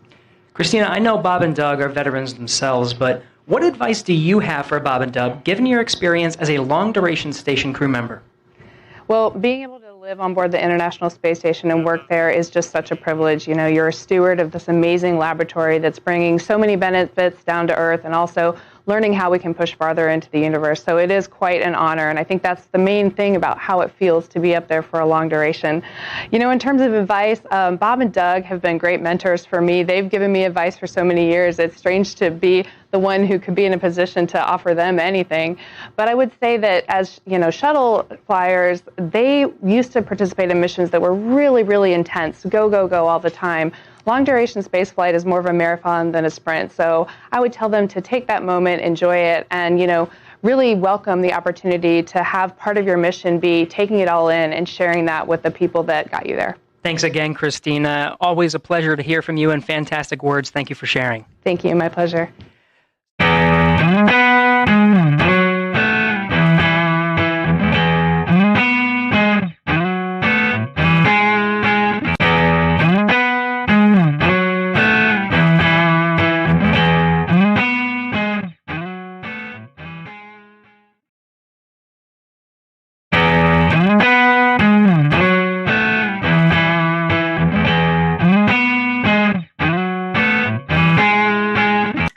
Welcome to the Carolina Weather Group. We're happy to have you this evening, and we want to bring in Alex Forbes, meteorologist student at Mississippi State University. And Alex has got a really cool project that he's been working on and was able to present over the last few months, and we're happy to have him on tonight. We're going to be talking about the SPC and the different risk levels. You know, sometimes you hear us talk about marginal, slight, moderate, all that good stuff. Well, Alex was able to interview you all with some assistance from some meteorologists and kind of get a better understanding of when we mention these things, what do you actually learn from it? So tonight we're going to be talking about that, some of his findings. We'll let Alex promote his social media towards the end of the show. So if you do have any questions that you'd like to tweet towards him, you can send them his way, and he can maybe help you out a little bit more with some of his research. So Evan, I know you and I, we're excited to talk about this. We saw this project a couple of weeks ago presented, and we're ecstatic to have Alex on with us tonight. So, Alex, before we kind of get into the meat of the subject, first-time guest with us, so we want to thank you for that. And we always ask the first-time guest question: how did you decide this is what you want to do? How did you catch the weather bug? So for me, it was first grade. It was March. There was a line of severe storms that came through Metro Atlanta, and I still don't know to this day whether or not it was a tornado or straight line winds. We were never surveyed, so I don't know. But a tree fell on the corner of my house, right over there, and it fell on the house and it fell on the ground. Woke me up at 4 a.m, and that was what planted the seed. But I didn't really start to get into weather and meteorology until about 4th or 5th grade. And it just evolved over time. It started off with, or it continued with me doing the weather for the elementary news. And then, you know, in middle school and high school and so forth, it just kept building and building and building. And lo and behold, I'm a senior now at Mississippi State. So something worked out. So in Georgia, I know Georgia has the meteorology program. What made you decide to go to Mississippi State?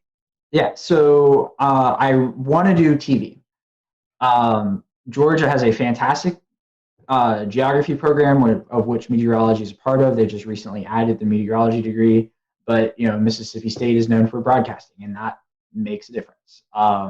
Plus, it's not exactly far from me. Mississippi State's, or Starkville is about 4.5 hours. It's close enough, and their scholarships they offer for out-of-state students is fantastic. So it really became a no-brainer. As a Florida Gator fan, I'd much rather cheer for Mississippi State than the Georgia Bulldogs. I know James won't be happy about that. Well, it's a matter of fact. So that's right. That's right. Well, let's before we get in trouble, let's talk about what you've done some research on. The Storm Prediction Center, Alex. We see these outlooks posted, especially in the spring and summertime. Thunderstorm outlooks with severe weather. So you decided to kind of dig into it and kind of ask the public what they think of these words that we tossed out. But before we kind of get into your research, let's briefly go. We'll return to Best of the Carolina Weather Group in a moment. Now your Carolina weather forecast. Here are today's forecast high temperatures for North Carolina. Here are the forecast lows for tonight for North Carolina. Here are tomorrow's forecast high temperatures. And here's forecast rainfall across North Carolina tomorrow. Here are the forecast highs for the day after tomorrow.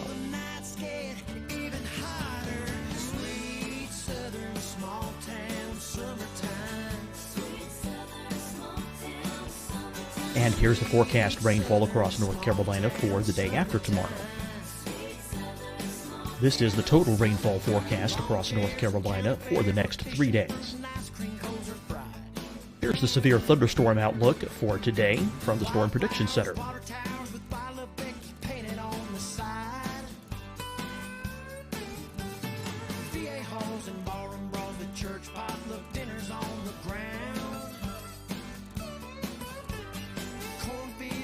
Here are the forecast high temperatures for today for South Carolina.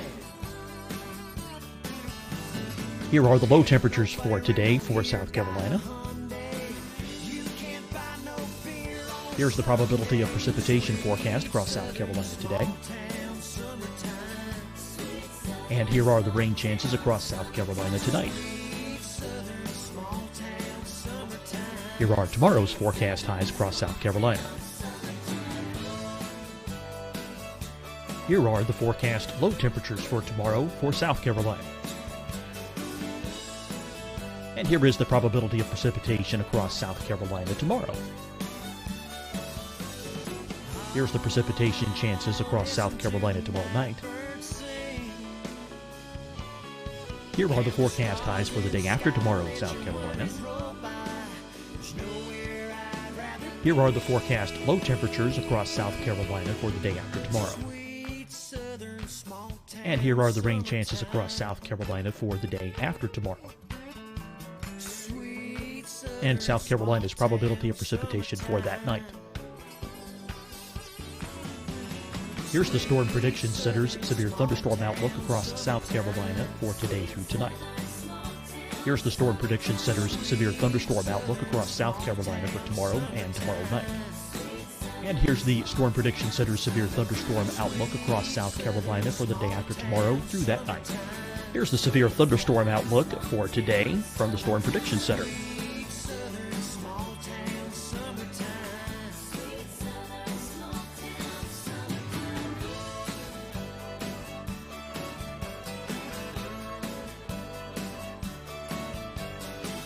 And now here's a live look at weather radar across the southeast.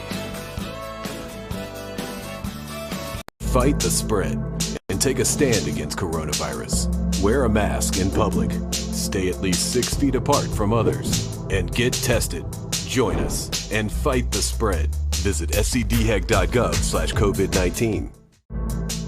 Getting tested for COVID-19 helps you to take the steps needed to protect yourself, your loved ones, and your community. Find the testing location at scdhec.gov/COVID-19 testing. Deciding when to wear a mask isn't about who you know or how well you know them. Just ask yourself, will I be with anyone I don't live with?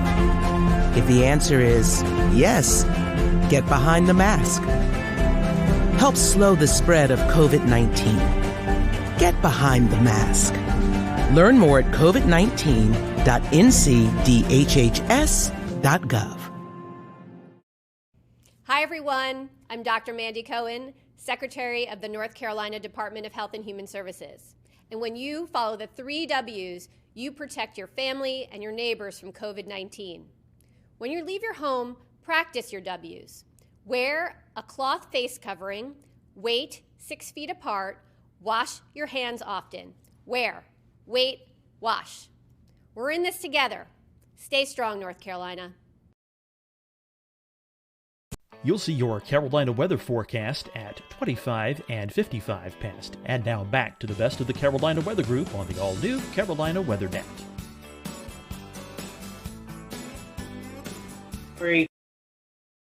I know you had to do some research about those categories and basically kind of what kind of weather we see with those. Can you talk to us a little bit about those categories and you know what they mean and maybe then we can lead into some of your research? Yeah, so the Storm Prediction Center issues convective outlooks. You might know them as the avocado maps. Typically, it's a green region with a yellow region inside of that, with an orange region inside of that. You know, sometimes you get the moderate, which is the red, and the high, which is the pinkish purple color. So what I did was a belief that has existed among broadcast meteorologists for a long time is that the names don't work. So marginal you might see a storm. If you do, it could be severe. There's a certain percentage assigned to each of these that's arbitrary and it doesn't mean a lot to the public. So I'm not even going to get into them because they're meant for meteorologists. Slight is a step up from marginal. You'll probably see storms. A couple of them might be severe. Enhanced is, okay, there's going to be storms. Probably half of them, give or take, might be severe. Moderate's like, okay, this is serious. There's going to be storms. They're probably going to be severe. And high is, there's storms. They're going to be severe. There's going to be, in most cases, tornadoes. Loss of life is a concern, so forth. But the other thing I would point out about them is that when these categories were updated in 2015, they're not equally weighted, right? So the marginal was the old C text. It wasn't a category before this. It's not like an old slight is now marginal. It's new category. Slight was split into two. They kept slight for the lower end of the threat, and they added enhanced for the upper end. And then moderate is still moderate, and high is still high. So if you jump from a slight to enhanced, that's not the same from jumping from an enhanced to a moderate. And that's part of what confuses a lot of people is that meteorologists understand that an enhanced to a moderate is a much bigger jump from a slight to enhanced. People see, the lower category to the next category, and they say, okay, just another notch higher. So that's pretty much it in a nutshell. The other thing I will add is in recent years, the Storm Prediction Center has begun to acknowledge a number system in association with the words. You'll see that on a few of their graphics, but it's not widespread use yet. So you reached out to the public to kind of do a survey and see how people were handling these threats and interpreting all of the different lingo that's associated with them. What led you to choosing the Southeast as your kind of study group area? Yeah, so there's been studies in the past that show the Southeast United States is emerging as the new tornado hotspot within the United States. A lot of severe weather studies are based out of the traditional tornado alley, Oklahoma, Kansas, Nebraska, Arkansas. Also, I live in the Southeast. I want to know what people around me think. I want to work in the Southeast. I want to know what my potential viewers one day think right now. I think there's a tremendous value added about knowing that the data is from a specific region. So such that, I am not conflating people's understanding of the outlook terminology in Georgia versus New York, because we get convective outlooks almost every day in the spring and summer. In New York, they get them 5-10 times a year, maybe. That's, an estimate. I don't know for sure. So I think there's tremendous value added in having a specific area and understanding that and what those people think in that spot. So what'd you find? I know that's kind of a big question with a big answer, but tell us about it. 4,000 responses culminated into this. And the headline is that what meteorologists, the hierarchy of the words that the Storm Prediction Center uses, that the meteorologists understand, is not understood by the public. Now, I will throw this caveat in there in that the convective outlooks technically are not designed for the public. They never were. They still aren't. They are designed for meteorologists to take and then interpret and relate to the public. But that does not negate the fact that they are used on TV channels, social media, everything that the public sees almost in terms of weather on a regular basis. So what the biggest thing is that the current hierarchy, the marginal, slight, enhanced, moderate, high, is what the SPC uses, and what the public perceives as the hierarchy of those words with no context is slight as the first level, marginal, which is the second, moderate, the third, enhanced, which is the fourth, and the fifth being high. So the high is the only category that translates from one to the other. So it's a problem. The results even surprised me to an extent. I expected the moderate and enhanced flip, but I did not expect the slight and marginal flip. It's something that needs to be taken into account, because whether we like it or not, the public has become the primary consumers of the convective outlooks. And if there's a disparity in what people believe, especially when it's conveying life-threatening information, perhaps days in advance, it matters. So that's the SPC part in a nutshell. There were some other pieces of the puzzle that was good news. Over 95% of people correctly identified alerts like a tornado watch, tornado warning, severe thunderstorm watch, severe thunderstorm warning. 82% either agreed or strongly agreed that a severe thunderstorm, the term severe thunderstorm, means that the storm is capable of causing as much damage as a tornado. So, something's getting through to these people with those terms. So that just brings up another conclusion that I had, that people should use the term severe thunderstorm, warning watch, as opposed to thunderstorm warning or watch, which I see on occasion. It's not widespread use, but I just thought I'd throw that in there.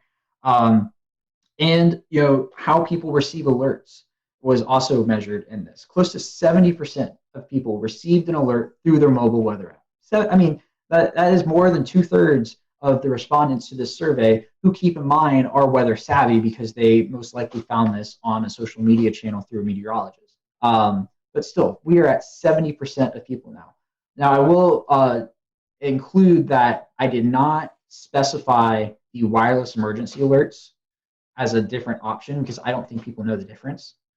But still, 70% of people are dependent on their phones for an alert, and that's where they receive it first. And when an alert is issued, 61.8% of people say they turn to local television, which is a meaningful number. So if somebody's getting a tornado warning on their phone, they're turning on the TV to whatever meteorologist they follow and trust for information. That's an interesting point, because social media, especially weather Twitter, we're all involved in weather Twitter. We get our weather information from Twitter a lot of the times. Yes. But the vast majority of the general people out there in the Southeast aren't on weather Twitter. They're not like us. They aren't going to see your tornado warning post, or whatever post you're doing. So it's interesting that TV really still is the primary mode for those people to get those warnings. Yeah, and the other interesting thing about TV is that even among 18 to 24-year-olds, 51% of the respondents of that age group said they still turn to local television, which is huge. Wow. Because I honestly expected that number to be low, but not for the same reason I think that a lot of other people think.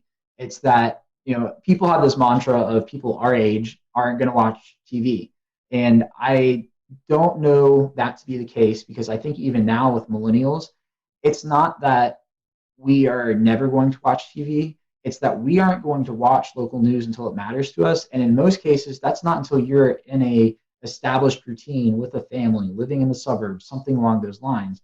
And I think the groundwork is there for local TV to prosper, actually, within, as our age group becomes older, if 51% of people now are already turning to local television whenever they receive an alert like this. Off of that, Alex, with local television, most of the time they are breaking in, but they're also simulcasting, per se, on a Facebook Live or on a Periscope or something like that. So, I mean, if you got to put the TVs in that aspect of the social media together, that's a pretty big percentage. Yes, absolutely.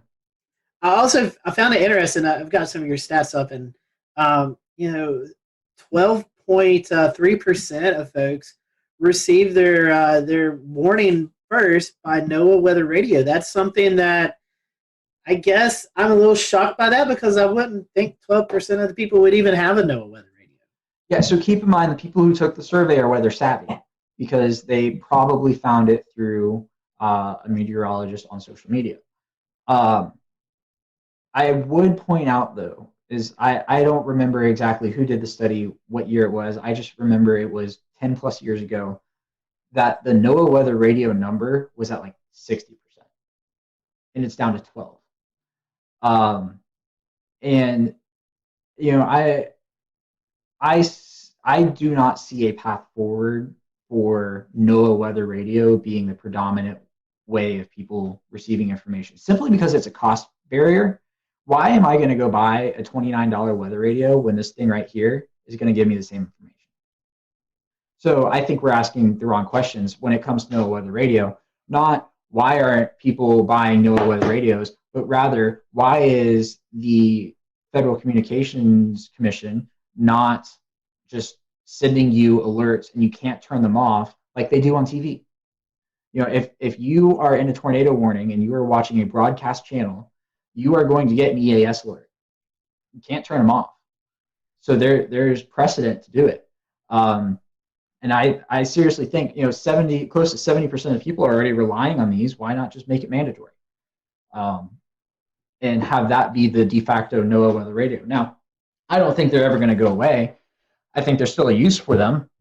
What happens when your phone dies? What happens when there's a hurricane and you run out of power, your generator's out of gas, and you can crank a weather radio? That's the most extreme case, but I don't think they're going to be the main. In fact, they're already not the mainstream way of receiving alerts, and I don't think they're ever going to be again. I know you're doing some of these questions also about when they hear these warnings issued, about taking shelter or alerting friends and stuff. Can you kind of go in some of those details, what you found out? Yeah. So I asked about 4 alert types in particular: the severe thunderstorm watch, the tornado watch, severe thunderstorm warning, and tornado warning. And I asked when a blank is issued, I blank. So the other part of the blank is take shelter, alert friends and neighbors, monitor weather conditions, check social media, watch local television, and watch national television. Of those 4 questions, there's nothing I really found surprising. For each one, social media was between 80 and 90% with combined degree. For the troubling, I guess a troubling aspect is for a severe thunderstorm watch. 22% of people said that they take shelter. But keep in mind, these are the same people who accurately picked out a severe thunderstorm watch definition. 97.2% of these respondents correctly identified a severe thunderstorm watch. So it comes down to people's interpretation of what take shelter means. Does that mean you just stay inside all day? Does it mean you go to the lowest level, most interior room? I don't know. But I mean, there wasn't anything that is a red flag in the results specifically for those 4 questions. You were talking about wanting to go broadcast TV in the Southeast. So keeping that in mind, there's a lot of different styles of severe weather coverage. I think you have some folks who just kind of say present the radar. And then you have folks like James Spann who really gets down into the specifics, like it's going to affect the Dollar General in town X or town Y.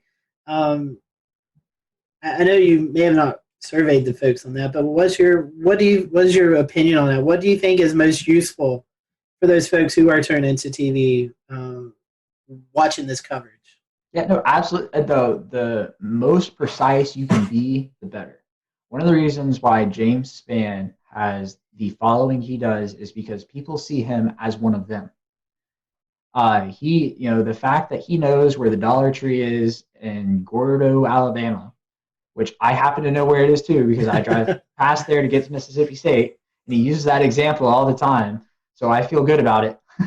It matters because, like I said, people feel like he's one of them, but also he knows the area.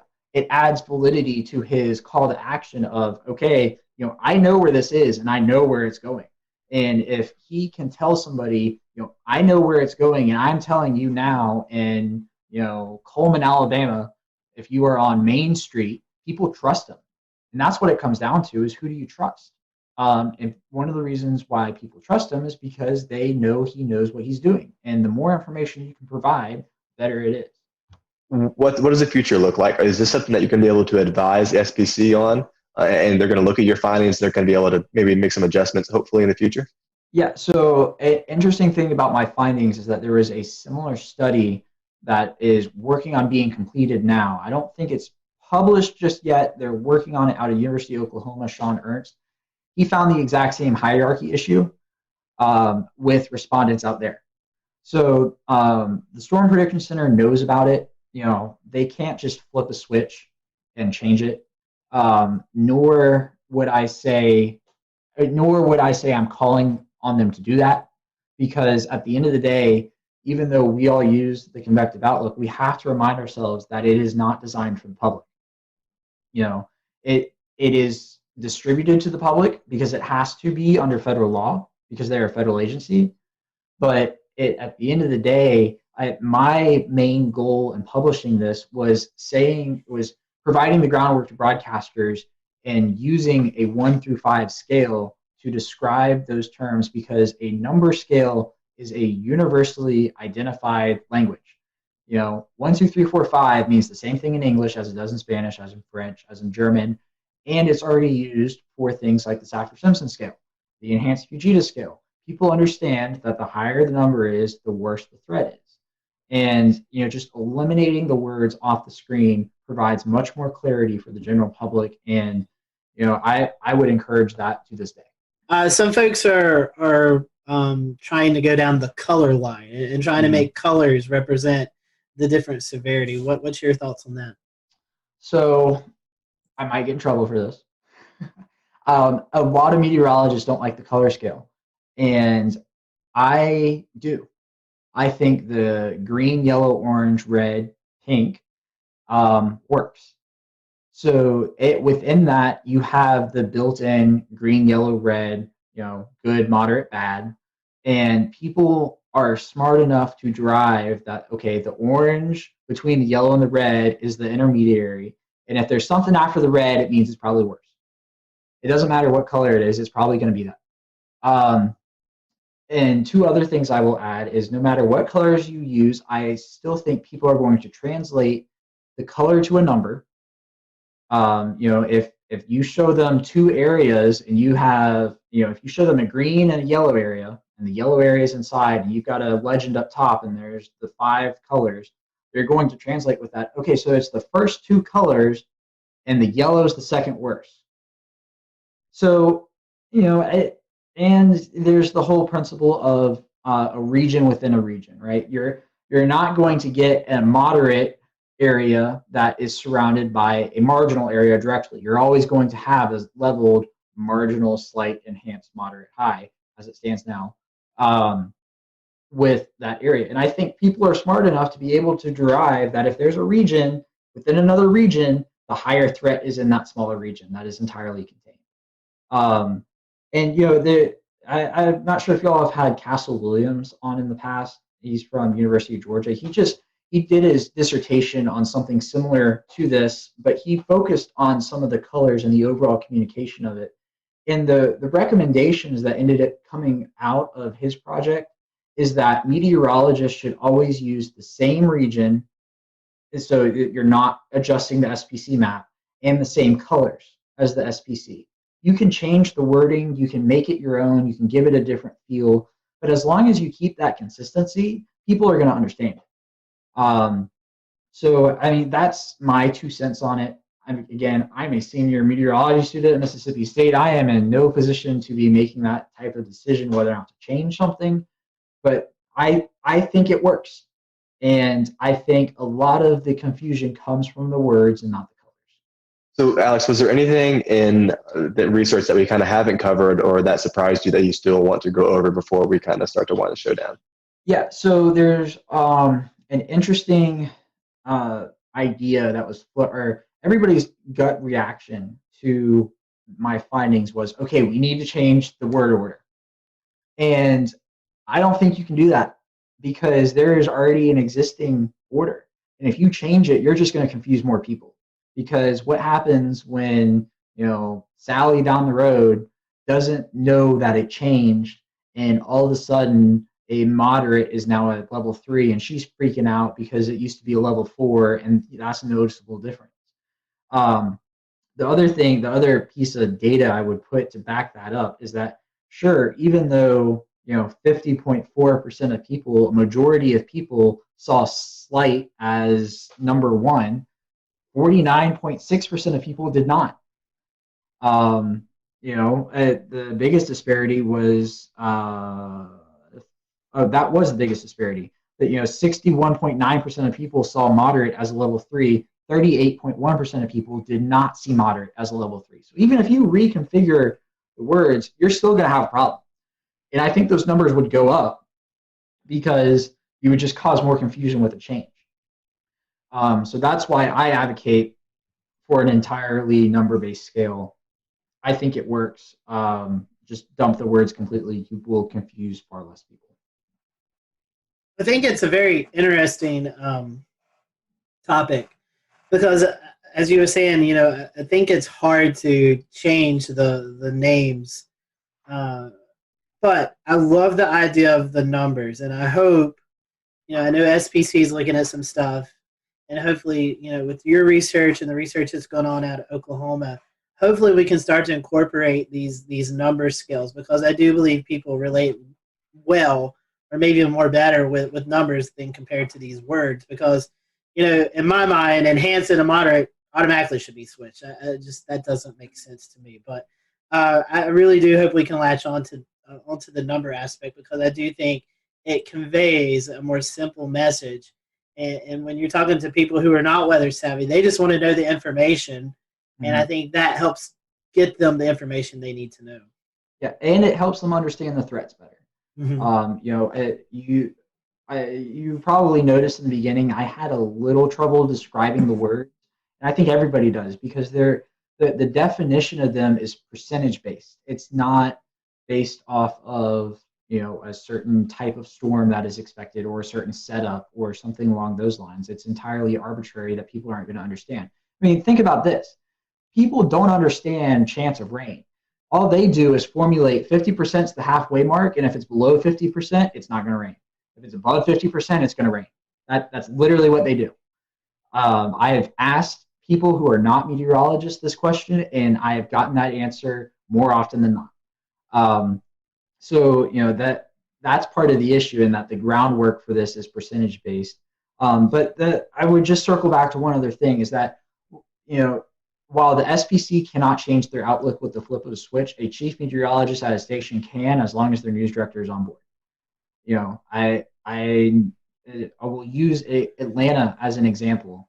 Even though I was an intern at Fox 5, what they do is they show the numbers and the words, which is most common for now. We're working on that. Channel 2 WSB here in Atlanta has dropped words completely. All they do is show the colors. They use a slightly different color scale. Not going to get into that, but on the screen, they literally type out level 3 risk, and then they list the threats.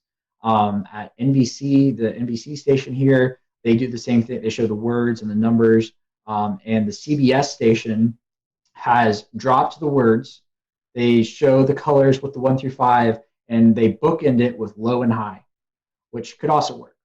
But it just goes to show that there should be a consistent message.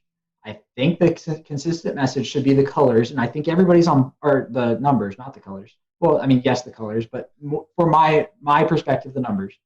I think everybody's on board with it. They were just afraid to drop the names. And I am saying drop the names. Well, Alex, we definitely appreciate your time and this research that you've put in. I know it's getting some attention, and we're happy to have you on the show tonight. We want to wish you well there at Mississippi State. And for those who maybe want to learn more about this project or just